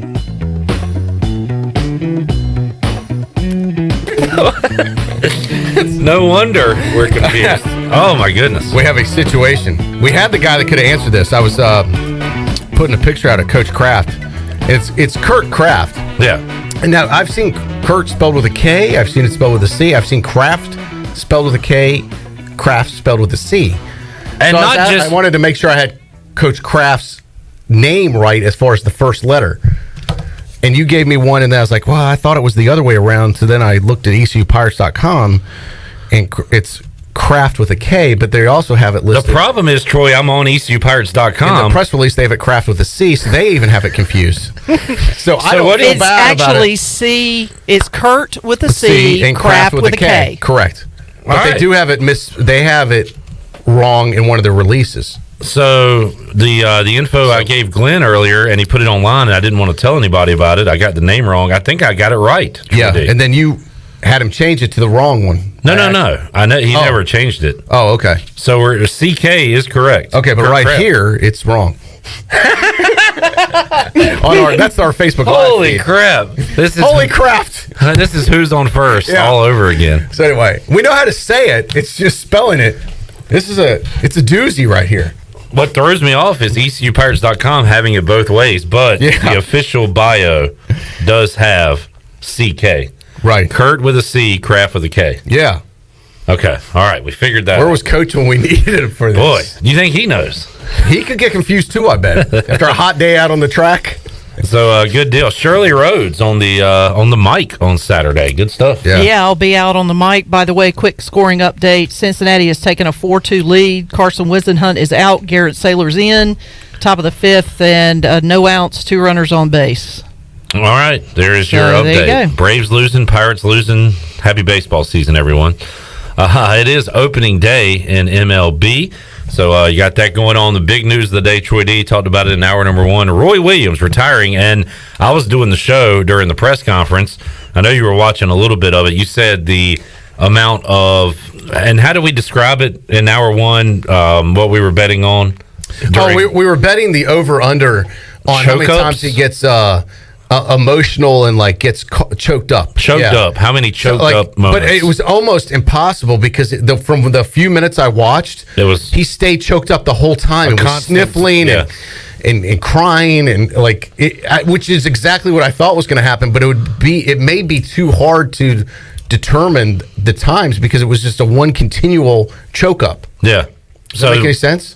Yeah, we took the over, and we. Yeah, I think if you took the over, you got it. It's the whole time, which you knew it was going to be. I told you he's an emotional guy. You knew he was going to get once he starts talking about things, it was going to be a mess. And he's been doing it so long, and it is kind of crazy to think about. And the fact that Coach K is, thank you, still standing, Troy D, is fascinating as well. When does he hang it up? As I said, majority of people alive today only know Coach K is the coach of Duke. 40 years now, is it? And I was thinking, do they go to average lifespan's what, 80? So he's lived half his yeah.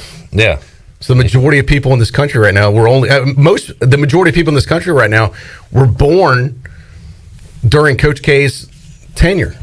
Correct. If you want to think about it that way. Look at that big man rounding the bases, Troy D. Wow. Pablo Sandoval is still playing. He's still fat, and he just hit a 2-run home run to tie the game in the 7th inning. Man, he does look like a kind of a he is huge. Yeah, Kirby Puckett type. Yeah. Very similar. Wow, that is a clip. If they had you in a Atlanta Braves uniform, okay, now you didn't have to go there. No, I'm just saying you would be thinner than this guy. You had a great call on Kirby Puckett. I was going to give you credit for that. No, I'm saying this guy is bigger than anyone here. And then you bring me into it and just ruin the whole thing. That's pretty impressive, though. It kind of shows and that was a blast, where Troy's baseball knowledge is. You go back to the 80s and early 90s with Kirby Puckett. Yeah. You couldn't name a twin in the last 10 years. Pretty much same way with music. Yeah, it peaked in those days. Yeah. Kirby Puckett, what a throwback. All right. Same thing with Ken Griffey Jr., all those guys. That's your era. Yeah, was in college back then, yeah. And now your baseball, well, you went to the ECU game earlier this week, but most of your baseball viewing is your kid play. Yeah, that's true. I do spend a lot of time now watching middle school baseball. I stayed to the very end. I was one of the last people to leave Clark LeClaire Stadium on, what night was that? Tuesday night. Gosh. Now, why is that? Because I couldn't. I loved it. It was great. I wanted to soak it in. And think about this clip: Roy Williams' last sporting event as a head coach at UNC that they played. ECU UNC. Tar Heels go down to the Pirates. That will be his last memory as a head coach. Is that right? That's why he retired. He couldn't we take put it him anymore. into retirement. That might be buried down in the story somewhere, but that is a fact. Yeah, no, you won't hear that fact anywhere else, folks. I can promise you that. Nobody's talking about that. I am. Except right here on Pirate Radio. It's like, I can't take this losing anymore. So why were you out there so long? Because the game lasted forever. Yeah, I know, but you said you were one of the last people to leave. Because I ended up getting the have a post-game tailgate? No, I did the video, and I wanted to make sure everything posted online. So instead of waiting or going to the car or doing it at home, I just did it from the stadium. Okay. So, I was about to leave and ran into some people in the parking lot, got to talking to them. Next thing I know, the game is tied 10-10. So I took my ticket, and I went back into the game and I'm going to be honest, there was a point where the Pirates were down 10-6. It was getting a little cooler. It was feeling very late. The game had really dragged. I mean, it was a long game. And a lot of Pirate fans were leaving. I'm not judging. I'm just saying a lot of folks had to leave early, maybe for different reasons. Maybe they had school or work or whatever. And I can't say the thought didn't cross my mind, Clip, but I was like, you know what, let's just see. They've come back a few times from deficits already. Let's just see what this team's made of. Let's just see if they can get a couple runs back. It's baseball. Down 4 runs isn't the end of the game. And next thing you knew, it was 8-10. I'm like, well, here we go. What is difficult? A little bit of a rally. Next thing you knew, it was 10-all. And like, well, you can't leave now. It's 10-all. Yeah. This could be a fantastic finish. And sure enough, it was. And thank God I stayed. And I know a lot of Pirate fans, a lot of my friends left, and they regretted it. You're built different. Clip, I just felt like I needed to be there. I just said, you know what? I'm not leaving early this time. The guys in the jungle, the megaphone crew, they kept saying, especially when the Pirates got down, they got down 4 different times. They were down by 4 times in the game. And it's incredible. And every time that happened, the megaphone guys, them being the positive guys they are, they kept saying, we play 9 for a reason. They kept saying it. I think it shows that this team has a lot of grit to be able to come back. And it would have been easy to pack it in multiple times during that game. But I think that's the type of win and that's the type of game that will pay dividends down the road. Well, I hope they're going to have a challenge like that again. Because they're going to have to come back today because they're losing currently. Right. A tough outing for Carson Wisenhunt today. That's a tough league. Hey, by the way, and I I appreciate Robert mentioning this and reminding me. I was going to bring this up. I almost totally forgot because I got off track with Coach Kraft. You didn't hit the top story. We didn't get. You didn't ask me how I was doing. That's right. So should we just do a total reset right here? Welcome in, everyone, to Pirate Radio Live. Clip Rock here on a Thursday. Troy D alongside. Troy, how you doing? Doing all right. It's a little cooler than I would like for the first day of April, Clip. Can you believe it? A new month is already here. First quarter is in the books. We're already in the second quarter. April has started. Are you serious? I am serious. Are you sure? Because a lot of people out there don't realize that. That is true. It really creeps up on you, too, here at kind of the end of the week. It wasn't like a clean start on a Monday, where I like usually the first day of the month to start on a Monday and everything line up perfectly. Sure. Now it falls on this weird Thursday, and now it's cold again. What the hell's going on here? I thought we were out of the woods. I told people I thought we weren't going to see the 30s again, and lo and behold, the 30s may come back. It's very frustrating. You know, there's some people that might not know that the first of a month can fall on like a Thursday or a Wednesday. It's not It's not always going to start on a Monday. Yep. Yeah. Very frustrating. There are some people that probably did not realize today is April. Definitely. Then those people, especially the people in your circles, and those people need a calendar. There's people that you get with April Fool's jokes all the time because they don't realize it's April 1st. That is true. I've gotten a couple people today. I sent my son the Bears news about signing Russell Wilson. Yeah. And you got him? I got him. I felt terrible. He's like, "Oh, awesome, let's go." And I was like, hashtag April Fools. He goes, "Are you serious?" You're going to pay for that one down the road. I wasn't even trying to get him. I just thought I thought he'd know it was funny. Yeah. But I did it on a group text with his brother. And I saw his brother's like, "Oh, you got Bryce good." It's like, "Oh, Dad, you got him." You got one out of the two. That's pretty good. Pretty good batting average right there. I wasn't even trying. We need to get a break in because we also need to make somebody a winner on this. And this is not an April Fool's joke. No, this is real. This is booty, real. Booty, booty everywhere. We don't do that stuff around here, Cliff. Booty everywhere. I will say, we're not joking around like that. When we joke around, we mean it. We don't do these fake jokes. I guess we joke around every day so much. Nobody does any April Fool's stuff around here. Correct. It's really I chose not to do it this. I mean, I do occasionally do April Fool's jokes, but after a COVID year, I'd pass. Yeah. April Fool's is for the amateurs. We're pros here. It's no big deal for us. Says the guy that tries to scare me every time I walk into the building. See, that's on any day of the year. Yeah, right. I don't need to wait till April Fool's Day to scare you. That's a pro move. I'll scare you before April Fool's Day, Chandler. Well, you've done a good job. What? About 75% of the time, it works 100% of the time. That's right. What? Oh my! I'm gonna let that one marinate. Shirley, what caller are we looking for? I'm looking for caller number 9, and they win a lunch for 2 from Tiebreakers. Sounds like a winner. I was at Tiebreakers over the weekend. Great food, great times at Tiebreakers. Absolutely. Got a costume change coming up, Clip Rock, during the break. That's exciting. All right, stay tuned for that. We'll be back with more. Wait, are you doing it right here? Whoa! Easy there. It ain't that kind of show, kid. Chippendales? Whoa. We'll be back with more after this. Not that kind of show.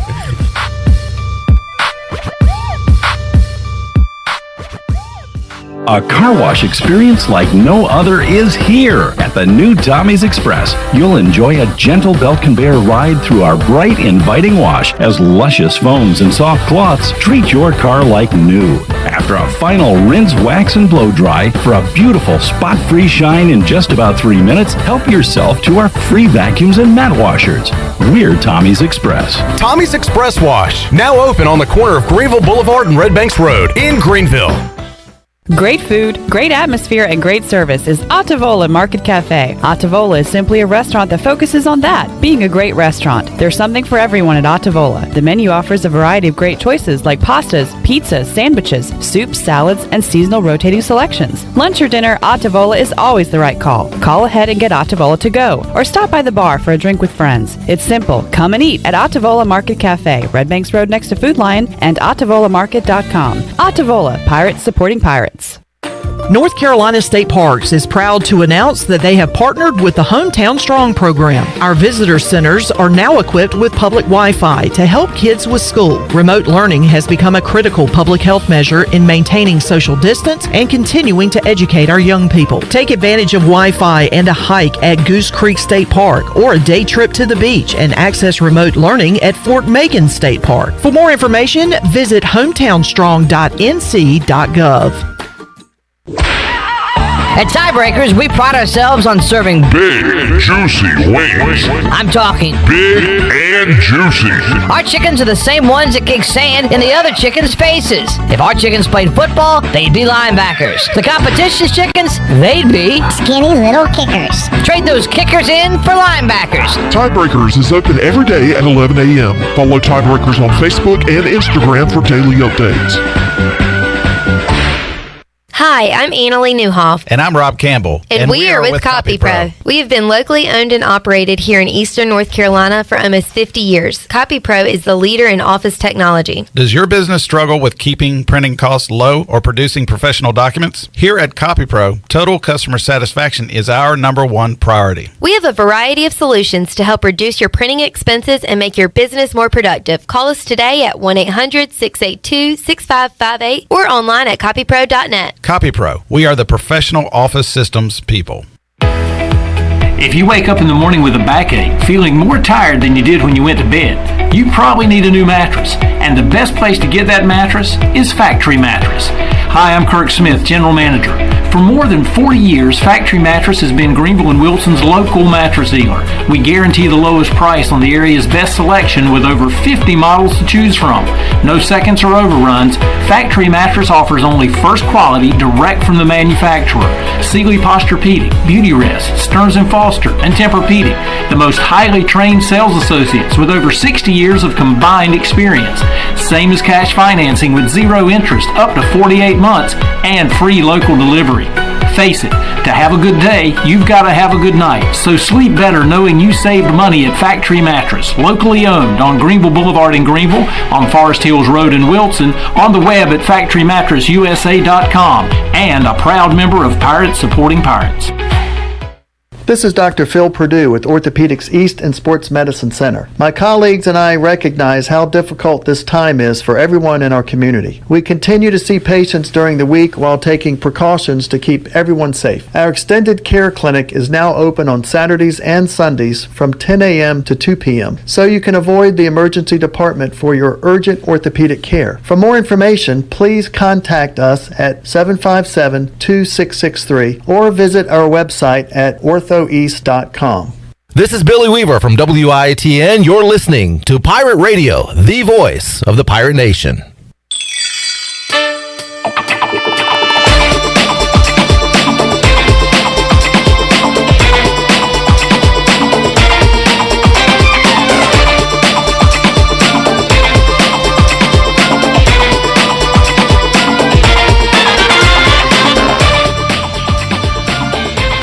You're listening to Hour 3 of Pirate Radio Live. Now, back to the show. Welcome back. Tiebreakers is open every day at 11 a.m. and is the best place to watch your favorite sports while enjoying the best wings in town, along with sandwiches, appetizers, cold beer, and more. Follow Tiebreakers on Facebook and Instagram for daily updates. Now let's head back in to Pirate Radio Live. Here's your host, Clip Brock. All righty. It is Thursday. Yesterday was a Win It Wednesday. And we had 2 big winners on our show, gave out some Bella Cotton apparel. And Troy D is modeling it today. Thanks to Jay and the good folks at the Farmville Flower Basket for my Bella Cotton shirts. It's a tailgating shirt on the back clip. Mm-hmm. It's pretty sweet. Boots and bonfires. I like it. It's kind of like, what color, what would you call this color, Shirley? This is kind of a cool color. It's like a... Chandler will call it blue. No, it's not, but it is blue. But what color blue? It's not a Carolina blue. It's not Duke blue. It's like a rustic blue. Is that a good way to describe it? I don't know. I'm basic when it comes to my colors. Yeah. Oh, man, there's a lot of shades of blue. There's a lot of shades of blue. It's kind of, I was going to point to that one. Which one? Well, go hit your back button real quick. Okay. It was this one right here. Okay, but we don't have a name for that. So. No, we'll click on the thing and then see what this says. Oh, shoot. Yeah, we'll never know. Yeah. All right, it's but the blue family. It looks good. Yeah, thanks. So looks good on you though. Love that line. Yeah, you could go to Farmville Flower Basket. Yeah, sure. They got a huge selection of these. So. I got a lot of compliments. I wore the hat to Sports Trivia at AJ's. Oh, it's a cool hat. I got it on display in my office. Actually, NC flag with a tobacco leaf. It's perfect for trucker style. Like, kind of fits your whole motif. Shirley's one was perfect as well. Did you see hers? Yeah, shut your mouth. Or bless this mouth. Oh, bless your mouth. Sorry. I knew it was something Shut like that. your I mouth. thought it said shut your mouth. Troy got the Rock hat from WWE. Shut your mouth. Know your role and shut your mouth. Oh, it was Shut your mouth. Bless this mouth. Yes. Bless this mouth, Okay. not shut your mouth. Well, that would have been good too for you, Shirley. No, You have a hat that says that's shut your more mouth. that's more hat you need to wear. Shut your I would mouth. wear a shut your mouth hat. He is a bad mother. Shut your mouth. Shut your mouth. If they can get me, if the Bella Cotton folks can get me a shut your mouth hat, I will wear it. I think those are it's like Spencer gifts or something. I don't know if they have them at Farmville Flower Basket. But great stuff. Could be a new one. Hey, by the way, don't forget to hashtag our buddies on Twitter for Sup Dogs going for a national championship. This is the finals, right? Or this is the championship. And there's some big guns that got called in for the other side. Yeah, so you first of all, you got to do hashtag Best Bar Sup Dogs. That's it. If you only tweet one thing, that's all you got to tweet. You don't have to put anything else. Just hashtag and your Best Go ahead. Bar Sup Dogs. And your Twitter has to be public. It cannot be Yeah. a private account. And it's only Twitter. It's not Instagram. It's not Facebook. Right. Because Aaron Rodgers and Guy Fieri have jumped in on the fray here. So they're trying to drum up some support for, Riley's in Chico, California. So we need to shut them down. We shut down other big people before. And how cool is this? Saw it last night. Sean Armstrong, friend of the show with the Orioles organization, said, I would like to offer 3 individuals any home game to the Orioles this season.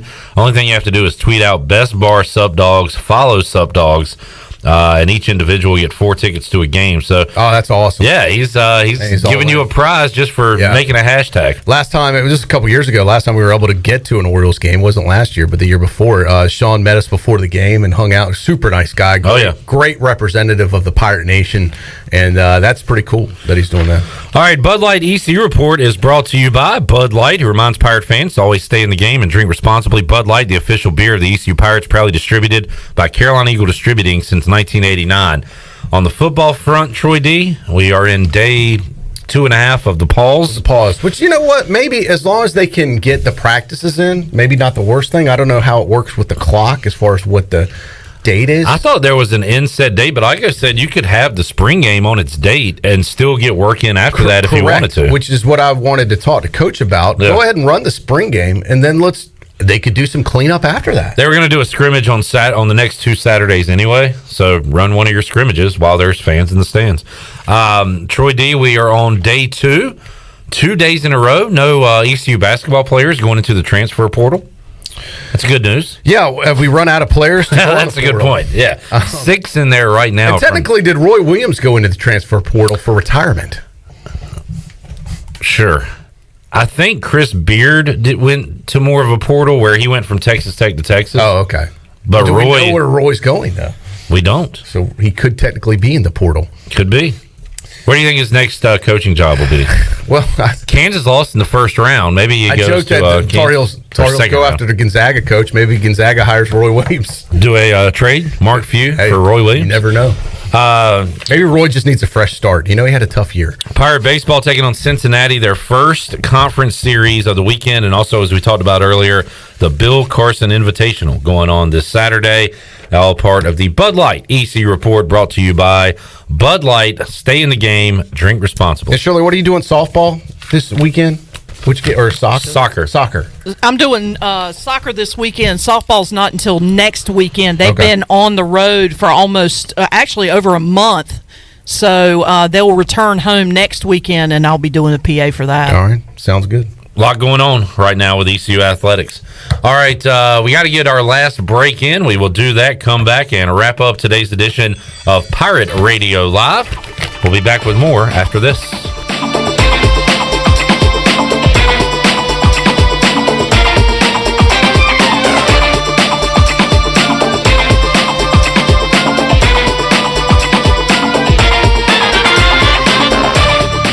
White Claw Hard Seltzer. A wave of refreshment. Crafted using our unique Brew Pure process. Made pure. Nothing tastes like White Claw Hard Seltzer. White Claw Hard Seltzer, available in 5 fruit flavors, 2 grams of carbs, gluten-free, and 100 calories. Find it at whiteclaw.com. White Claw Hard Seltzer. Nothing tastes quite like it. Proudly distributed by Coastal Beverage. Please drink responsibly. Hey Pirate Nation, this is Sam Jones, and we're open and here to serve you with some of the best whole hog barbecue, chicken, turkey, ribs, and homemade sides every day for lunch and dinner. There are 3 easy ways to enjoy Sam Jones barbecue. Swing by our drive-thru window or try one of our 2 curbside takeout options by calling in your order at 689-6997 or ordering online at samjonesbbq.com. We love Eastern North Carolina, and we invite you to come by and enjoy some great tasting Sam Jones barbecue today. In studio today with Tony Edwards from AG Home Solutions. And Tony, you love to help people remodel spaces or even do new construction. We do, and we also can help people find financing when they want to do projects like this. And so we partner with folks like Joey Barrow with Annie Mac Mortgage. And Joey's in studio with us as well. And Joey, people have a lot of financing questions to be able to help reach the home of their dreams, whether it's remodel or new construction. No matter how large or small the project may be, we have options for you. Even if you have credit concerns, we provide guidance to help you get the home of your dream or turn the home that you currently have into the home of your dream. Joey, how can folks get up with you? You can call us today at 917-8400, or you can go to our website at greenville.annie-mac.com. And Tony, what about if people have renovation questions? How can they get up with AG Home Solutions? You can contact us at 947-2526 or check out our website at aghomesolutions.com. Thanks again to Tony Edwards from AG Home Solutions and Joey Barrow from Annie Mac Mortgage joining us today. Ahoy, mateys! To keep those cars clean, you need the Pirates Cove Fast Pass. The new Pirates Cove Car Wash and Haviland Express Lube on Glen Burnie Road in New Bern is now open. Pirates Cove in New Bern is offering Fast Passes for $9.99 for new Fast Pass customers. You can visit us in Greenville on Fire Tower Road, Memorial Drive, and on East 10th Street. And have you heard? Pirates Cove on Fire Tower Road is now offering interior cleaning. So we have you surrounded. Pirates Cove, the official car wash partner of ECU Athletics.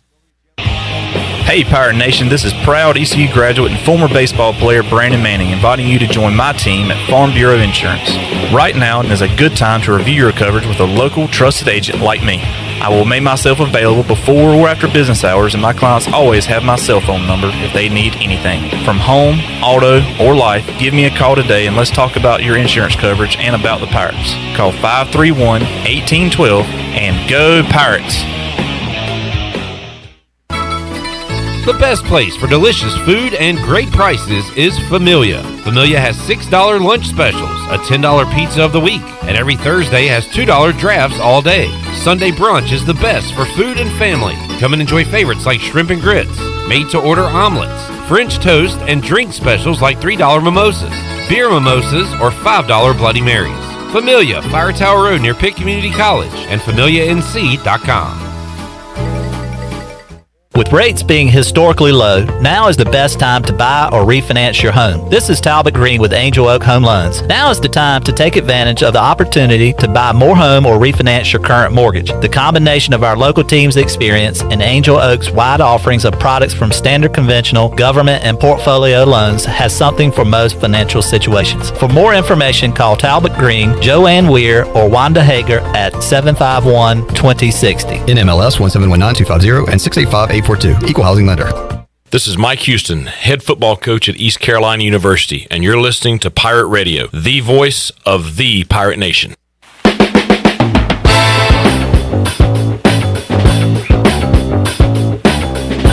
You're listening to Hour 3 of Pirate Radio Live. Now, back to the show. Welcome back. Taking a look at your stock market report for today. The Dow was up 171 points and closed at 33,153. NASDAQ was up 233 points at 13,480. And the S&P was ahead 46 at 4,019. That's your Wells Fargo Advisors financial report. For a personal look into investing, call Wells Fargo Advisors today at 756-6900 in Greenville. Wells Fargo Advisors, LLC, member SIPC. Now let's head back into Pirate Radio Live. Here is your host, Clip Barrage. Back with you on PRL on a Thursday. A lot going on in athletics, a lot going on here at Pirate Radio as well. We had a Pirate Radio podcast earlier this week with Troy D and the part of the Press Box crew. Good to get Brian North in here, Billy Weaver. and had some awesome Jersey Mikes, which, by the way, I heard the Jersey Mikes Day of Giving was awesome yesterday. Yeah, thanks for reminding me, Clip. I wanted to mention we had Wes Shepard, who joined us on that podcast for a segment talking about their National Day of Giving. And so every Jersey Mikes in the country this past Wednesday donated 100% of their sales, not profits, the sale. 100% went to local charities. It went to the Children's Hospital here in Greenville for the local stores. And let me see, I believe he had a goal of $100,000 with all of the stores combined locally to do. And he sent me a message this morning saying, I'd like to update you on yesterday's event. We don't have the exact total yet, but we did eclipse the $100,000 goal. Incredible day yesterday. Thanks to everybody for helping us out.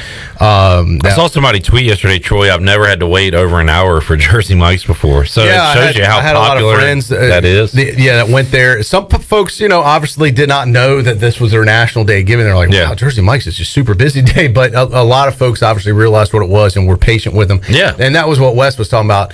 This was, double, triple their normal traffic on a normal day. Awesome. And to be patient because it's just, you can only make them so fast. And everything's made to order there. There's nothing that's made in advance. So just a tremendous achievement for Jersey Mikes and the folks. And look, people got to enjoy it.